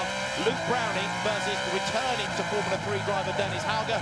And Hauger is charging. Look, he's going after him. He is bringing down that gap.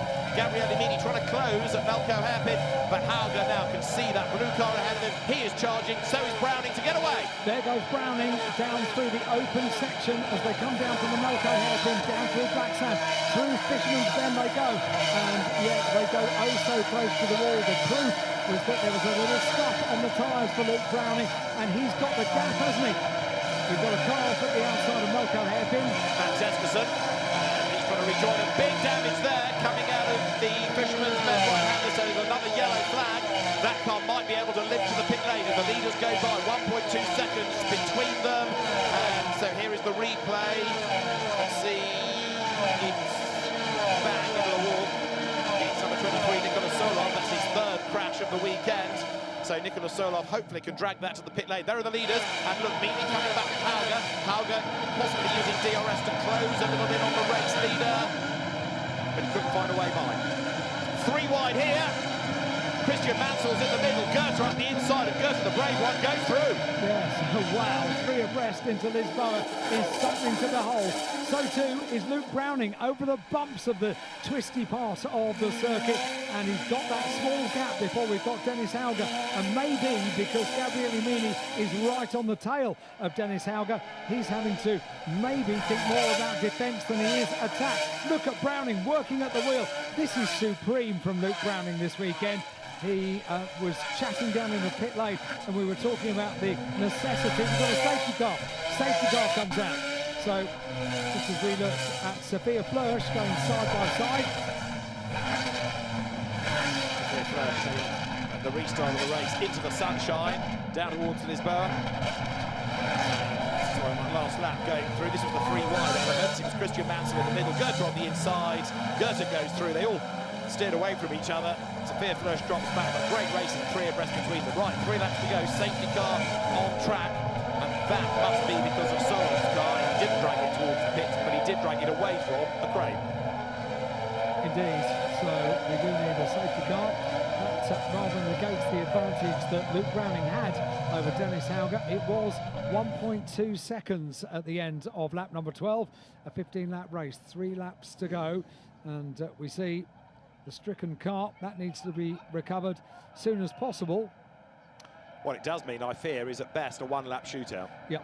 Because they've got to get to the car, they've got to get the car away, and until I think the field has gone by, they can't release the recovery vehicle because the field is here, so they've got to wait. But it may be that 1 lap is all we get, and in a funny kind of way, that does help Luke Browning because it means he's got fewer laps in which he's got to defend.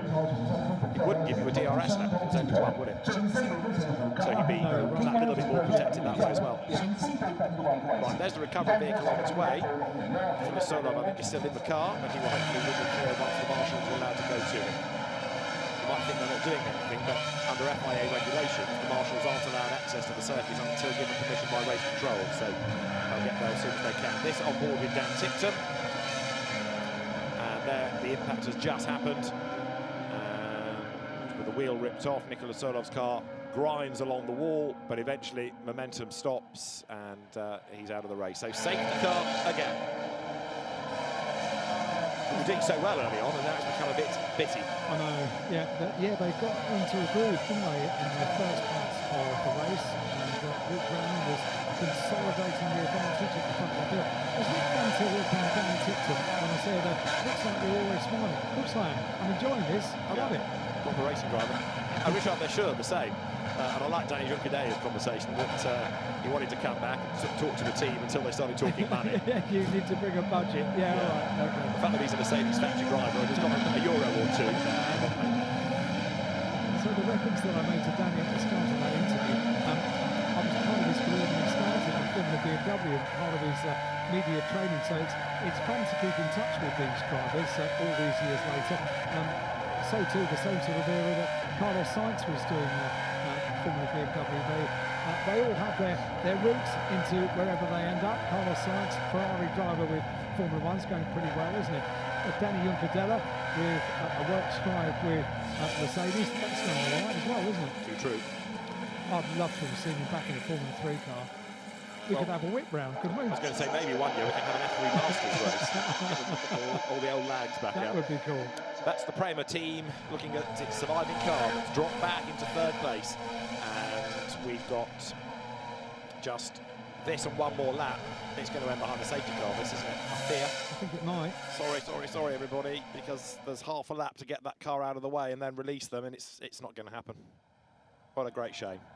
So Luke Browning is set to win the Macau Grand Prix, and denies Dennis Hauger a chance to challenge. And after all that long wait, we haven't really got a proper racing lap in, have we? What we can do is to focus on the fact that the first part of the race, the first half of the race, slightly over half of the race, was superb. And we've had some good racing after the restart as well. Namely, Dennis Hauger taking the second place away from Gabriele, who has been a very, very consistently quick driver this weekend. He is hugely impressive, has Meany been. He can afford to lead this weekend. Very proud. Dennis Hauger as well. That was superb, wasn't it? The second place. It was really, really good racing. And so the safety car brings them out of Melco, but it is going to end, I fear, behind the safety car, because they will not be timed to get that out of the way and give us a racing lap, because the clear-up operation is still going on down here. So we might be denied a restart here, but a safety car restart last time around. This was Luke Browning accelerating away, coming towards the line. Luke Browning is being looked at for not following race direction instruction. Sorry, not Luke Browning, forgive me. Pepe Marti is not following race direction instruction, nor is Isaac Hadjar. But this was great racing between the leading group, and very brave stuff by Dennis Hauger around the outside. And Meany had to work hard, didn't he, to even keep third place out of all of that. Luke Browning came very close to losing the lead, because Dennis Hauger got the front wheels ahead, but on the outside line just couldn't get fully ahead, and then cut across for the corner. Boy, is that brave. It is. Boy, is that brave. We've just done 14 laps. We're on the last lap of the race, I'm afraid, and we're going to end behind the safety car. We will. The safety car will pull off into pit lane at the end of this lap, we reckon. And they will continue in the same order that they are up towards the line, which will see Luke Browning taking an historic win. History is made in every Macau Grand Prix. This one in particular, it's a decade celebration, the 70th Macau Grand Prix, behind the control of the safety car. And I'll tell you what my story of this weekend has been for the Formula 3 cars. The fact it is great to have them back. It is great to have the world's top drivers all descending on Macau to compete for this, such a prestigious event, but also how quickly the rookies have got to grips with an incredibly hard circuit. Indeed so, and it's really impressive to see Luke Browning come here after a tough year in FIA F3 and just dominate the weekend. The lack of a restart will, of course, deny people the chance to improve. So can I win the award for getting closest for Dan Tickton? He's 13th. I said 12. I was nearly right. He's done all right. Not bad, eh? He's done all right. 13. And so have you. What did you do in this week, folks? We were talking about. No, I thought Gabriele Mini would win. Yeah. I thought Alex Dunn would win it. Okay. Well, Luke Browning was proved wrong, but he's a deserving winner. Unless anybody has an aberration behind the safety car, we've got the order, we've got the result. It's so disappointing when a race ends like this, but you know, what can race direction do? If cars keep going off, it's already 5:10, give or take, and it's got to be over by 5:30. They can't have yet another stoppage because of the regulation 10-minute restart procedure, so what can you do? We lose lights at around about 5:30 here. Well, exactly. So it's 7 minutes past 5 now. Car number 5, which we noted was speeding in the pit lane, and that's Maxwell Esterson. That's news coming from race control, and Luke Browning in front of the field behind the safety car. Dennis Hauger, a brilliant manoeuvre for second place. Gabriele Mini in third place. Lawrence Van Hoeken, I think, was one of our first red flag triggerers of the weekend, and he's into the top 10. And Sophia Flörsch slaying the demons of yesteryear in 11th place, which is really good.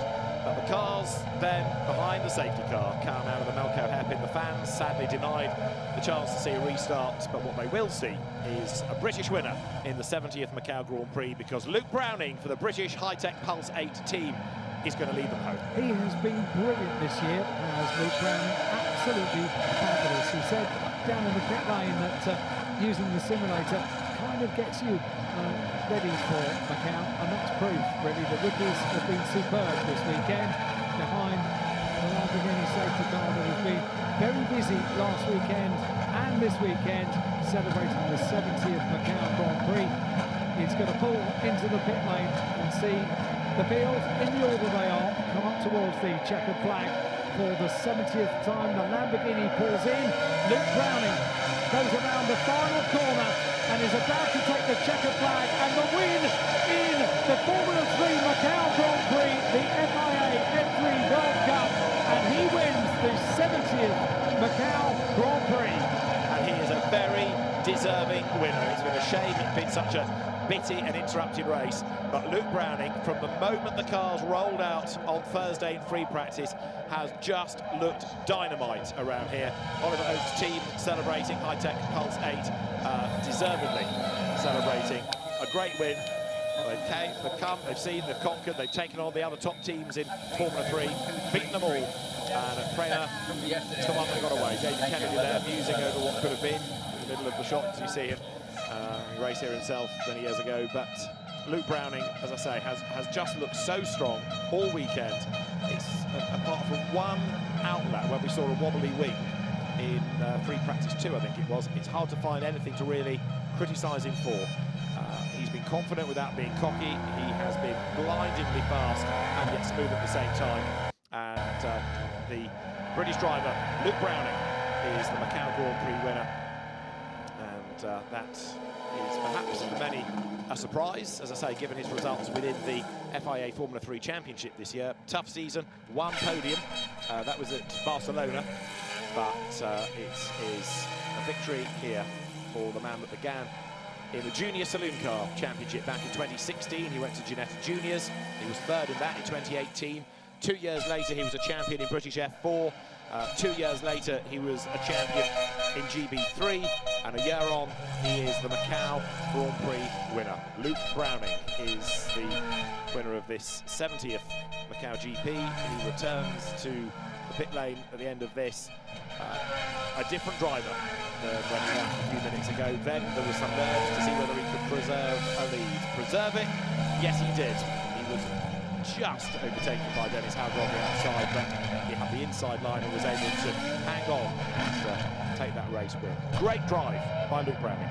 Great weekend for Luke Browning. A couple of little moments on the morning of qualifying. Apart from that, exemplary. Huge speed, huge determination over the course of this weekend, and nerves of steel.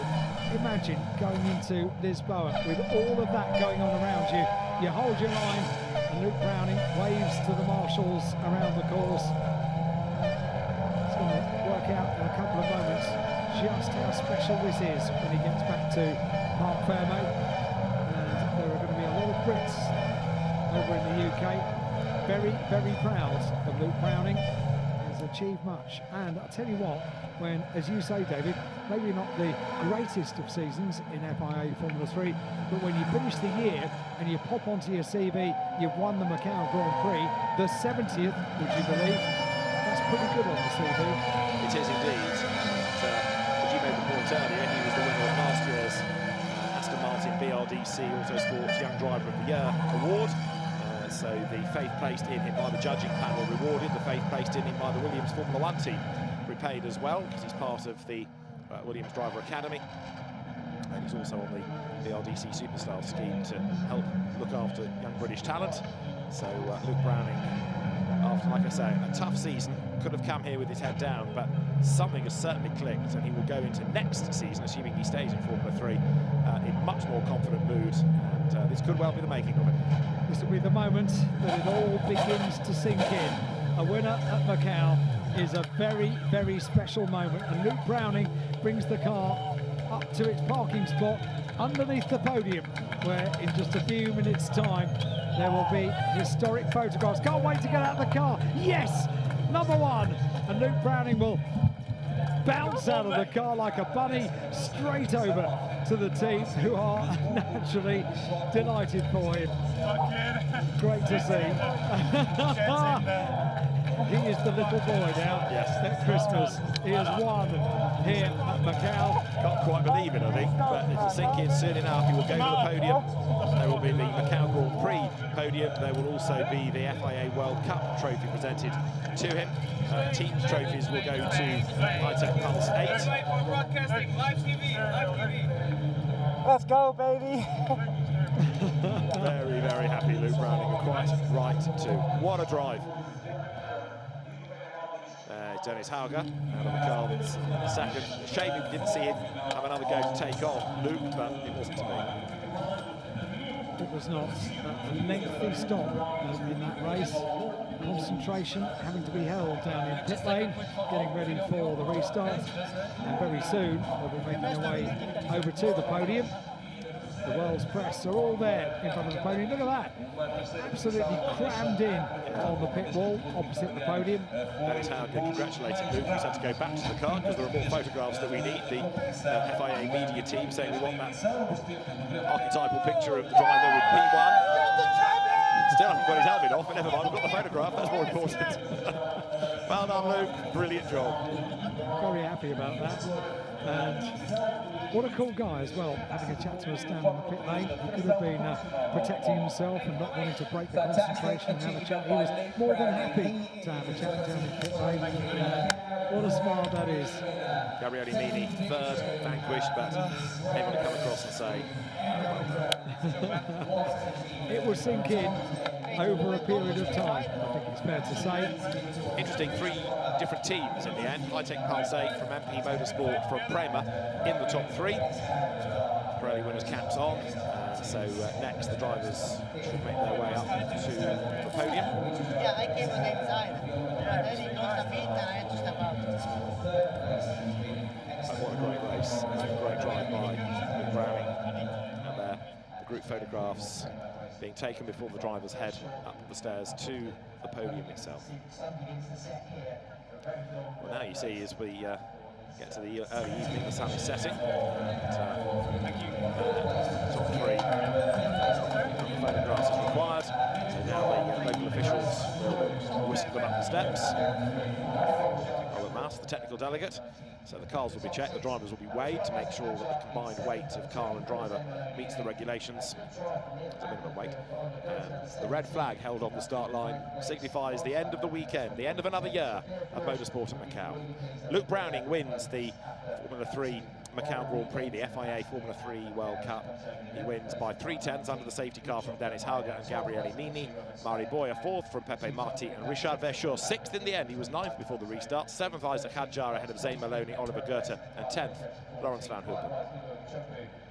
In 11th place, Sophia Flörsch ahead of Roman Stanek, and then Dan Ticktum 13th. 14th, Tommy Smith ahead of Ugo Ugochukwu and Christian Mansell. Matthias Zagazeta was 17th from Marcus Armstrong, then Noel Leon, and the last driver home was Max Esterson.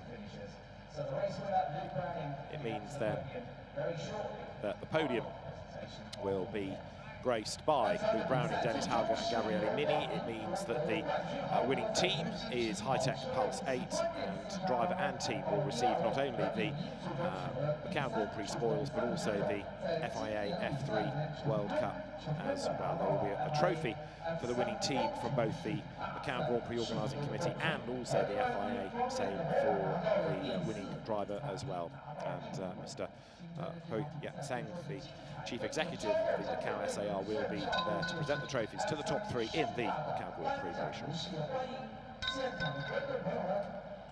The recovery vehicles on track, collecting all the equipment that's been needed trackside. They've had a busy time, that's for sure.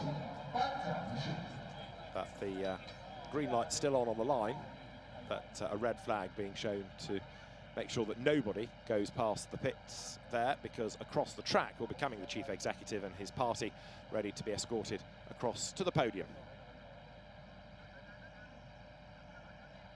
So no vehicles allowed over the timing line or down the pit lane at the moment, as the podium party makes its way to the Macau Grand Prix building and then up the steps to the podium itself. So in a few moments' time, we will be good to go. 6 days this year rather than the normal 4 because it's been an anniversary year. We've had GT cars aplenty, touring cars aplenty, Formula 4 and Formula 3, and that means that we have seen plenty of aspiring Formula 1 drivers, the stars of the future, and Luke Browning, Dennis Hauger and Gabriele Mini have risen to the top of the 26 intake in Formula 3 this year. We only get that every 10 years to celebrate the decade anniversaries. This, of course, the 70th Macau Grand Prix, and it's been quite a treat, a festival of motorsport here in Macau, as ever it is. Just looking back on Grand Prix Day, sometimes we have a Grand Prix Day where we have stoppage after stoppage after stoppage, and it becomes a very difficult afternoon and morning for the various categories of racing. And we do go racing with saloons, with touring cars, with GT cars, and with Formula 3 single-seater cars as well. But today has been, by and large, pretty good for getting multiple laps of racing in. It has. And in a way, I never got around to saying safety cars breed safety cars, but I'll offer you stoppages breed stoppages, because as soon as you end up with a gap where tyre temperatures drop, especially around here, it is sort of inevitable that you're putting yourself into a zone where there might be more drama. But it, again, tests the drivers, doesn't it, to be able to respond, to be able to drive smoothly and safely. And Nikola Solov, who caused that last interruption to the race, in fairness, has had a checkered weekend. He's had a decent speed, but he has also had 2 accidents before that in the main race today, the Grand Prix itself. So, you know, there's a bit of previous there, whereas other people have kept off the barriers. Luke Browning, Dennis Hauger, Gabriele Mini, of course, the top 3, the shining examples of that. Luke Browning keeping off the barriers, but only just. Yes, by a whatever is less than a tiny thing. A nanomillimetre or something. Yes. So we wait for the podium. That is a podium that was new for last year in 2022. A huge LED backdrop that carries all the action to the fans over here in this huge grandstand opposite the start-finish line. And the world's press are gathered. Standing room only, everybody. Yeah. And as drivers make their way to the... I always like it when drivers do make it to the podium to appreciate the efforts of the top 3 drivers and the winning team as well. And it's a busy pit lane at the moment. Only half an hour. It's full of half an hour ago. It's full of Formula 3 cars. True. Interesting race, looking at the fortunes of different drivers. Take high-tech Pulse 8. Luke Browning wins. Isaac Hadjar 7th. Alex Dunn out on the first lap. MP Motorsport, Dennis Hauger 2nd. Maui Boyer 4th. And Marcus Armstrong in the end down in 18th place. Prema, Gabriele Mini 3rd. The other 2 cars both crashing out. And Paul Aaron's car absolutely broken, as we saw. That was part of the reason for that lengthy stoppage. Moving the car wasn't too bad. Sorry, moving the bits of car wasn't that bad, but the barrier repair work did, as we saw, take some time. So in the end, an hour and 40 minutes because of that interruption midway through. But the cars in the pit lane, the winning cars, will go through park fair make conditions and then be scrutineered. And the drivers head to the podium now. The presentation party, representatives of the FIA as well as the Macau SAR, ready to make those presentations. And Luke Browning will be on that top step very shortly, flanked by Dennis Hauger and Gabriele Mini. And Dennis, perhaps philosophical that he didn't get another chance. He was just about ahead, but he knew it was going to be a gamble on the outside line, and couldn't quite clear Luke Browning in order to tuck in ahead. But he had to give it a go, and it was great racing between those 2. It's been fantastic to have Formula 3 cars back around here. And the lure of Macau, as we've been saying, bringing people back to the category, but also stepping up to it for the first time, eager to learn about this wonderful circuit.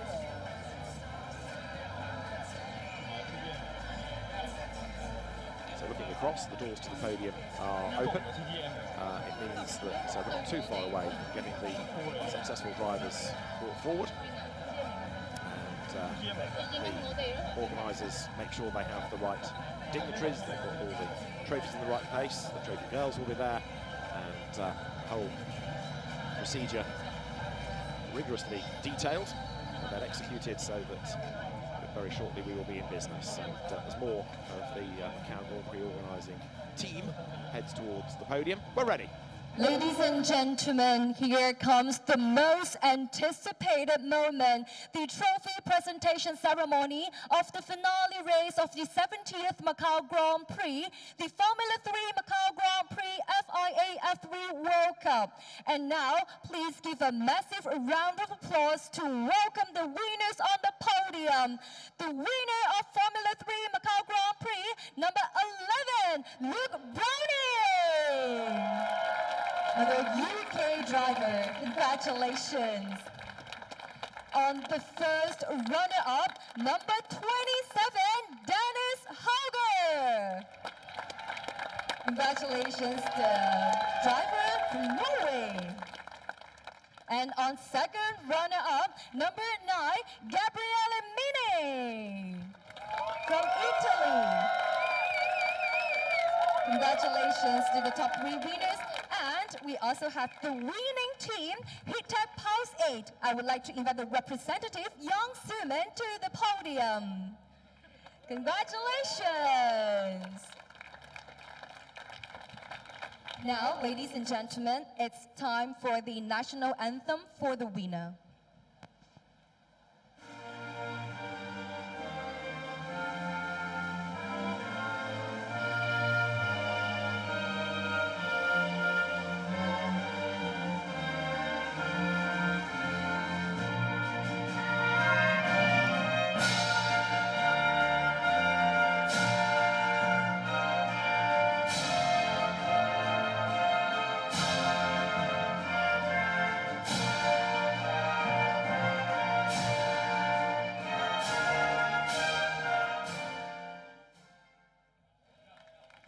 現在敦請澳門特別行政區行政長官賀一誠先生為我哋頒發桂冠以及獎杯俾我哋嘅得獎車手。May I have the great honor to invite Mr. Ho Yat-seng, Chief Executive of the Macau SAR, to present the laurel and trophies to the winners. First, presenting to our winning driver. Congratulations. And the Chief Executive also present to our first runner-up. Congratulations to number 27, Dennis Hauger. And also presenting to our second runner-up, number 9, Gabriele Mine. Congratulations. The Chief Executive also present the laurel and trophy to the winning team, Hitech Pulse 8. Congratulations. 整長官亦都移步到中間嘅位置，同一眾嘅得獎車手合照。So please look to the front with all the winners and take a group photo together.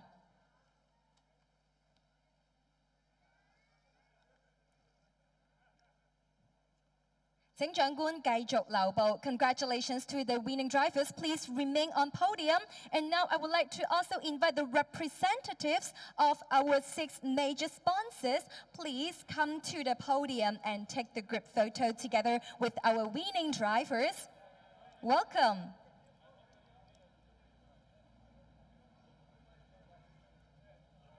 To all the winners, once again, please look to the center front for one more photo together, please. 請咁多位繼續望向前方中間位置，一齊影張合照。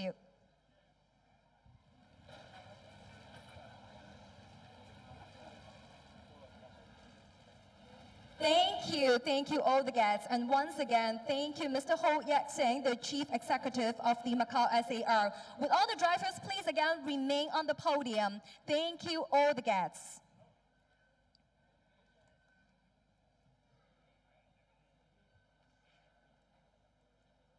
Up next, we are going to present the FIA trophies as well. And I would like to also invite the presenter of the FIA trophy to come up to the podium.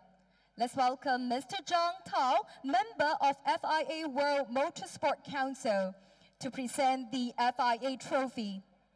First to our winning driver, once again to number 11, Luke Browning. Congratulations. And will Mr. Zhang also present the FIA trophy to the winning team? Please check pause 8. Congratulations. Will Mrs. Zhang please remain at the center and take a good photo with all the winners? Please look to the front for one more photo. Thank you, Mr. Zhang. Thank you very much. Winners, please again remain on stage, as now we all to show your glory moments as it's the champagne shower time. So with all the audience, the team members, please one more loud cheers to the winners. Congratulations.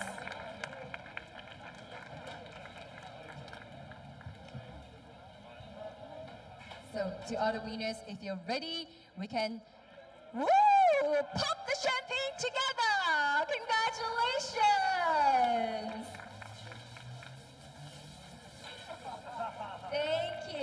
Thank you very much.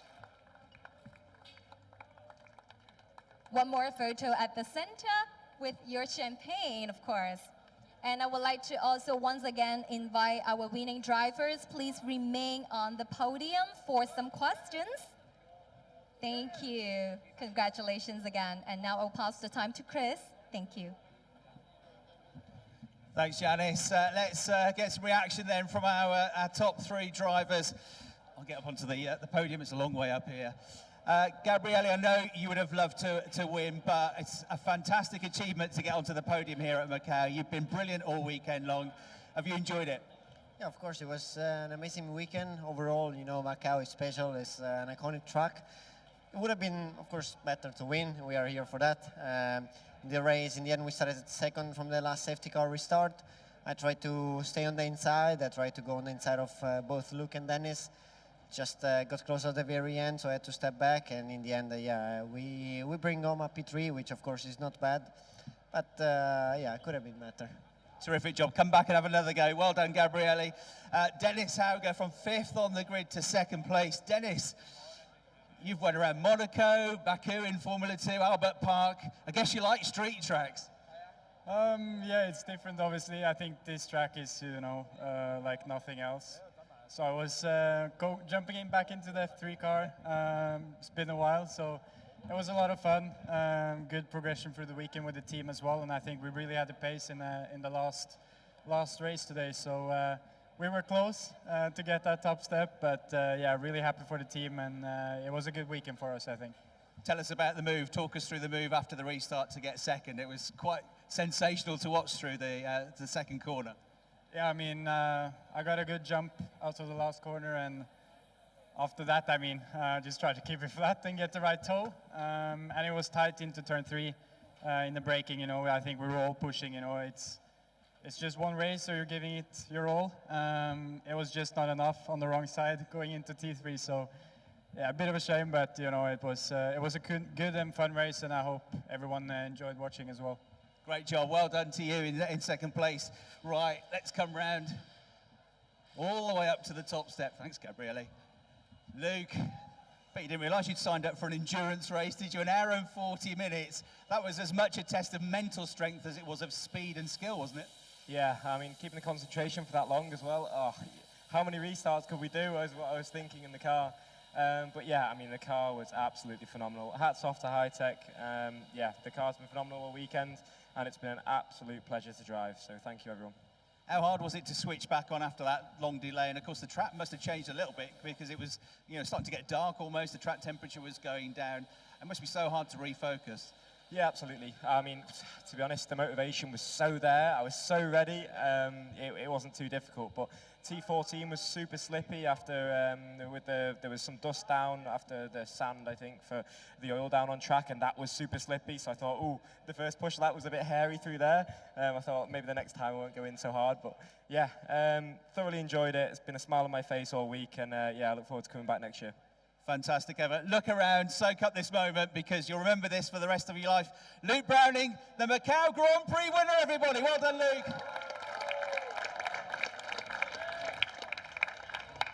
Thanks very much. Thanks, Chris. And this also concludes the great success of the 70th Macau Grand Prix. Congratulations once again to all the drivers and riders. Thank you very much to everyone. So there, the conclusion of the 70th Macau Grand Prix. It has been a great weekend of action. Luke Browning puts his name in the history books as the winner of the 70th all-action Macau Grand Prix from Alan Hyde and David Anderson. Thanks for your company. There'll be more drama in 2024.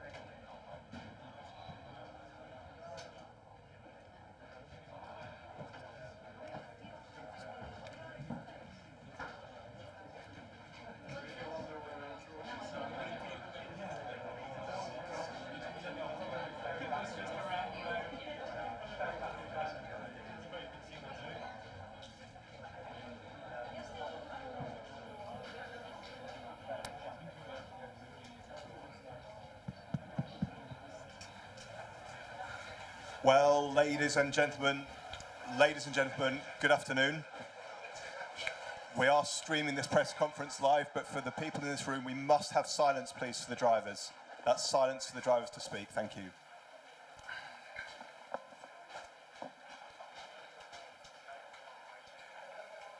We are joined here by the winning driver, the second place driver, and the third place driver, of course, for the Macau Formula 3 Grand Prix, the FIA Formula 3 World Cup. In first position, Luke Browning for the high-tech Pulsate team. Second position, Dennis Hauger for MP Motorsport. And Gabriele Mini, of course, for SJM Theodore Primo Racing Team. We'll come to Luke Browning first, of course. Luke, it's been a sensational debut for you here in Macau, qualifying the fastest on Friday, winning qualification race on Saturday, and now the big event, 70th Grand Prix of Macau, and you are the winning driver. How does that feel right now? Words can't describe, to be honest. I mean, it's yeah, the standard here. I mean, the guys to my left and my right are absolutely incredible drivers, and obviously to win on this level against this grid is yeah, it's properly humbling, and yeah, I'm super grateful to be here, and I just thoroughly enjoy being out there. So yeah, big thank you to the organisation, thank you to the FIA, thank you to Formula 3 for putting this on. This is for for a young guy driving around in fast cars, this is an absolute dream. So very much enjoyed it. 歡迎大家嚟到第70屆澳門格蘭披治大賽車、澳門格蘭披治三級方程式大賽國際汽聯三級方程式世界盃正賽嘅賽後記者會。首先，我哋恭喜台上面嘅3位車手，佢哋分別係第1名嘅布朗寧、第2名嘅豪格同埋第3名嘅米尼。剛剛呢冠軍得主布朗寧同我哋講啦，其實佢今次呢係第一次嚟澳門啦，整個比賽週末呢其實都非常之成功嘅。依家站喺頒獎台嘅最高位呢，其實對佢嚟講， 簡直係難以形容啦！佢嘅對手非常之強勁啦，而賽道亦都非常之艱險啦。好開心可以嚟到澳門，要多謝澳門格蘭披治大賽車組委會啦，要多謝國際汽聯，多謝3級方程式，等佢可以有一個夢想成真嘅時刻。Luke, you described yesterday's race as sketchy. What about today? How do you describe the big race today? An hour and 40 minutes. I was sweating. Yeah, when I got out of the car, I thought, how many restarts? You know, how many times am I going to have to fight off into Lisboa? But yeah, I have to say it was not easy. I broke as late as possible. Yeah, not scared to say that I had all 4 wheels right at the locking point next to Dennis going in, and yeah, wow, it was tight, but. Yeah, when we come here, it brings great racing, and it's a great spectacle to watch, and just as great to drive. 佢剛才咧都有補充啦，其實喺今日嘅比賽裏邊咧，佢其實係有各種唔肯定性啦，因為佢喺第一次出現咗紅旗嘅時候，離開架賽車嘅時候就喺度諗今日究竟仲有幾多次安全車啊同埋黃旗嘅出事先至可以完成到賽事啦，所以其實整個過程咧對佢嚟講咧都係非常之緊張嘅。而喺賽事嘅過程當中咧，因為對手非常之強啦，所以其實佢喺每做一次圈速嘅時候咧，嗰個入彎同埋出彎咧都係非常之緊張嘅。Some amazing drivers have won this race before. Ayrton Senna, Michael Schumacher. You joined that list, Luke. What does that mean to you, and where does this result rank in your career so far? Yeah, it's unarguably I mean, alongside the Autosport Award, the biggest achievement of my career to date. It's, like I say, thoroughly humbling. To put my name on that list, it feels surreal. But to be honest, every time I'm getting in the car at this point, I'm pinching myself. It's, yeah, I think most racing drivers, I mean, especially from the background that I'm from, I'm lucky to be here in the first place, but now when the career starts to ramp up and I'm driving on these sort of circuits with the professional people around me against the best drivers in the world, and yeah, succeeding at it, words can't describe. I'm a happy boy. 剛才咧，布朗寧亦都同我哋分享啦，佢覺得喺澳門攞到冠軍咧，可以話係佢職業生涯發展至今其中一個最大嘅成就啦。喺呢度獲勝咧，一直以嚟對佢嚟講都係一個難以想像嘅目標嚟嘅。佢可以喺咁艱巨嘅東望洋跑道上邊，同一眾咁強勁嘅車手一齊比賽啦，然後可以贏到佢哋咧，至今佢哋依然都係覺得咧係難以形容嘅。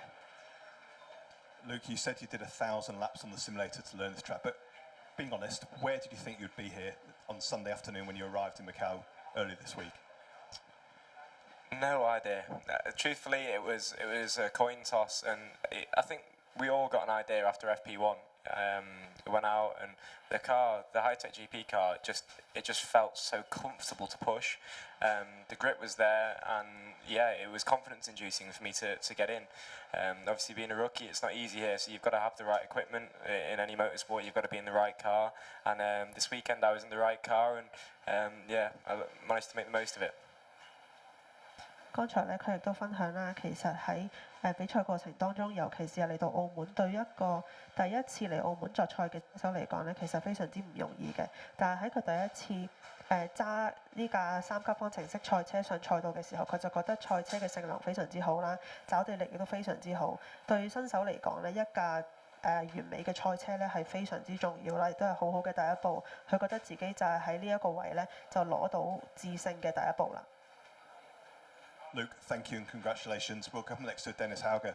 Dennis, Friday of last week, you weren't actually meant to be doing this race, and then you got a phone call and you came here, and you, for a split second or a half a car length, you were almost in front. That was an incredible move from further back. Just talk us through that race from your perspective, please. Yeah, it was crazy overall. I think we didn't have the best qualifying, especially on the Friday.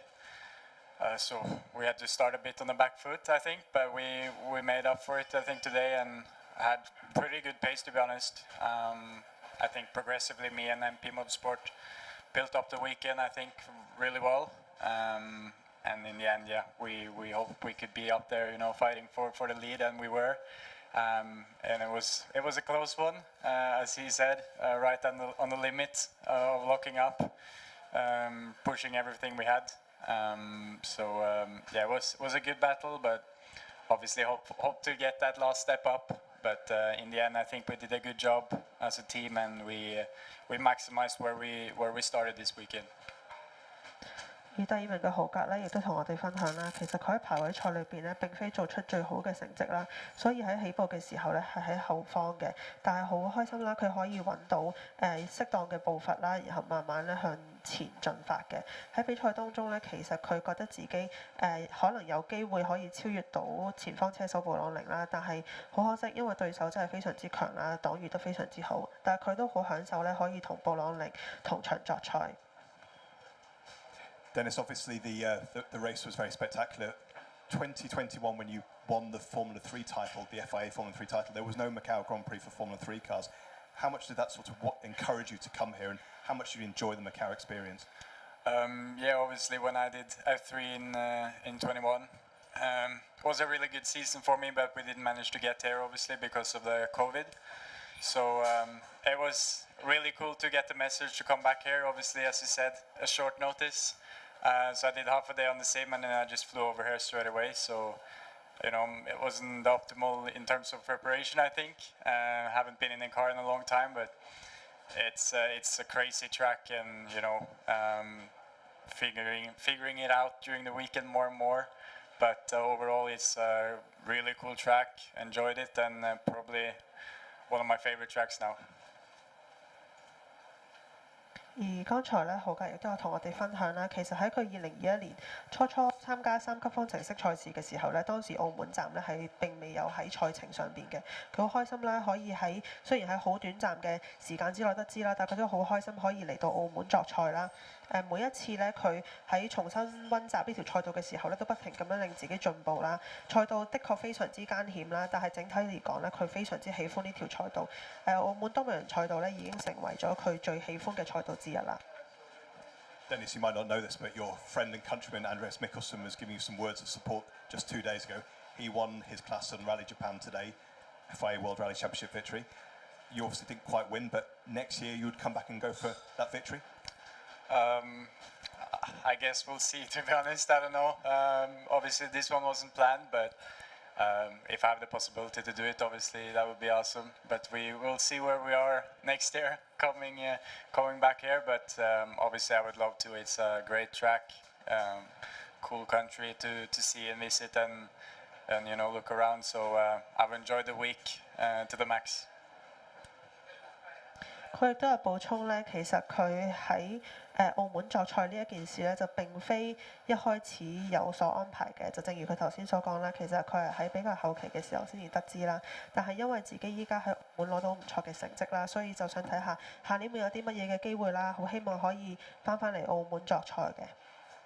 And let's come finally to Gabriele Mini. Gabriele, the youngest of the rookies here on this podium, just 18 years old, I believe, which is a great achievement. Gabriele, you're so fast all weekend, and you got to the podium. Does that sort of match your expectations before the race? Well, I didn't really have any expectation. You know, it's a street circuit. You know, it's very hard, and you know that it's also a single race, so it can happen that you just try to outbrake yourself and maybe go end up in a wall. You know. So yeah, all I tried to do was to learn the track step by step, and yeah, go into the quali with trying to get a bit more risks, which is what I did.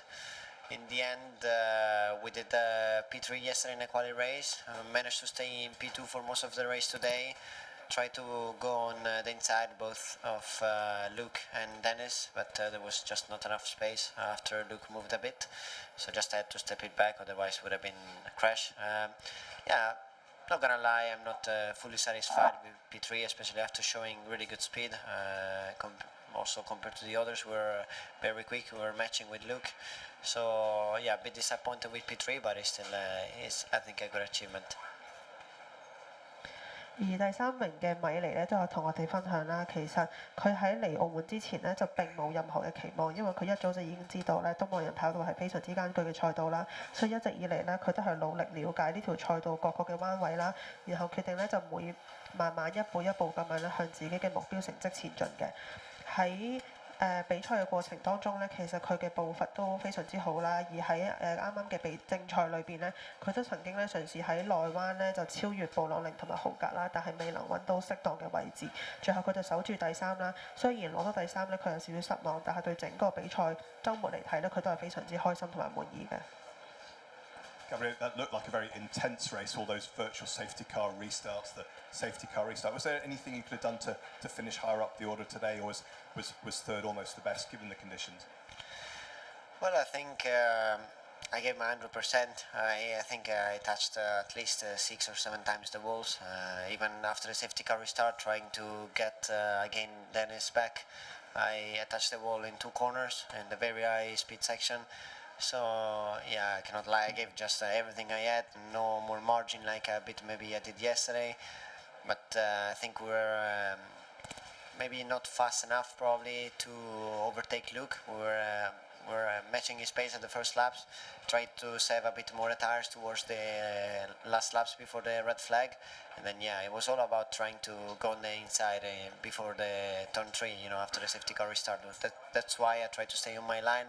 I tried to go on the inside, but just didn't quite work. But I think, yeah, it's a bit disappointing to not have finished in P2, but I think P3 or P2 was the maximum we could have done today. 剛剛咧，米尼都有補充啦。其實佢覺得自己喺今場比賽裏邊咧已經傾盡咗全力啦。喺整個賽程裏邊咧，其實佢有某幾個彎位咧都有擦到圍欄嘅。咁但係好彩咧，佢就可以 hold 翻架車啦。佢覺得係或者可能今個比賽裏邊咧，佢架車嘅速度唔夠快啦，又或者係胎溫咧未能可以及早上升到理想嘅溫度，因為其實喺東望洋嘅跑道上邊咧，要喺第3彎或者係第3段之前咧，可以超越到對手喺內線咧，先至係最為重要嘅。所以佢雖然咧對第3位咧嘅成績有啲失望啦，但係覺得自己企上頒獎台咧都係一件值得開心嘅事嚟嘅。Well, gentlemen, congratulations on your performance today. We're a bit pushed for time just right now. We need to take Luke away for a photo call, but he must do an interview on TV first. But Luke, you will come back here, so media in the room can speak to Luke after that. If we allow Luke to go and do that TV interview, if there are any questions for Gabriele and for Dennis, please could you raise your hands now and we'll do those quickly.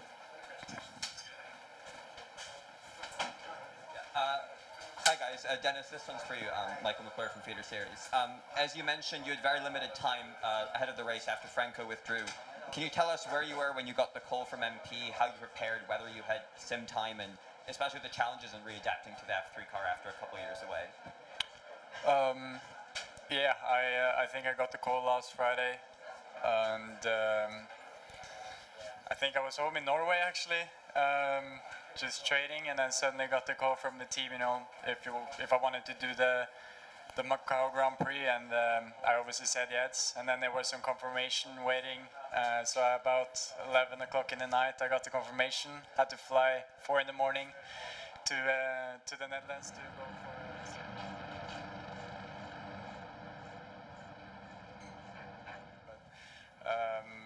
Yeah, it's really fun, to be honest. Just jump into it, you know, try to maximize it. And I think High-Tech and Prema were in another level, at least in qualifying. And we couldn't quite keep it up, but I think we found something today, and you know, we were always progressing. So it was a cool weekend, to be honest. 剛剛咧，我哋嘅第2位車手浩格都有同我哋分享啦。其實喺佢得知有另外一位車手退賽，然後佢就成為新進嘅澳門參賽車手之後咧，其實佢只有半日嘅時間可以喺佢嘅模擬器上邊練習啦。跟住之後咧，佢就要直接飛過嚟澳門參加比賽啦。整個比賽週末對佢嚟講咧係一個不斷進步嘅過程啦。佢好開心可以喺比賽週末攞到今日嘅成績。 If there are no more questions, we're just going to do a very quick photograph with the top 3 drivers, and then we'll take Luke away, and Luke will come back for more questions afterwards. Dennis and Gabriele, thank you. Congratulations on your achievements today as well. Thank you. Thank you. So, sorry, Dennis, just stand up there.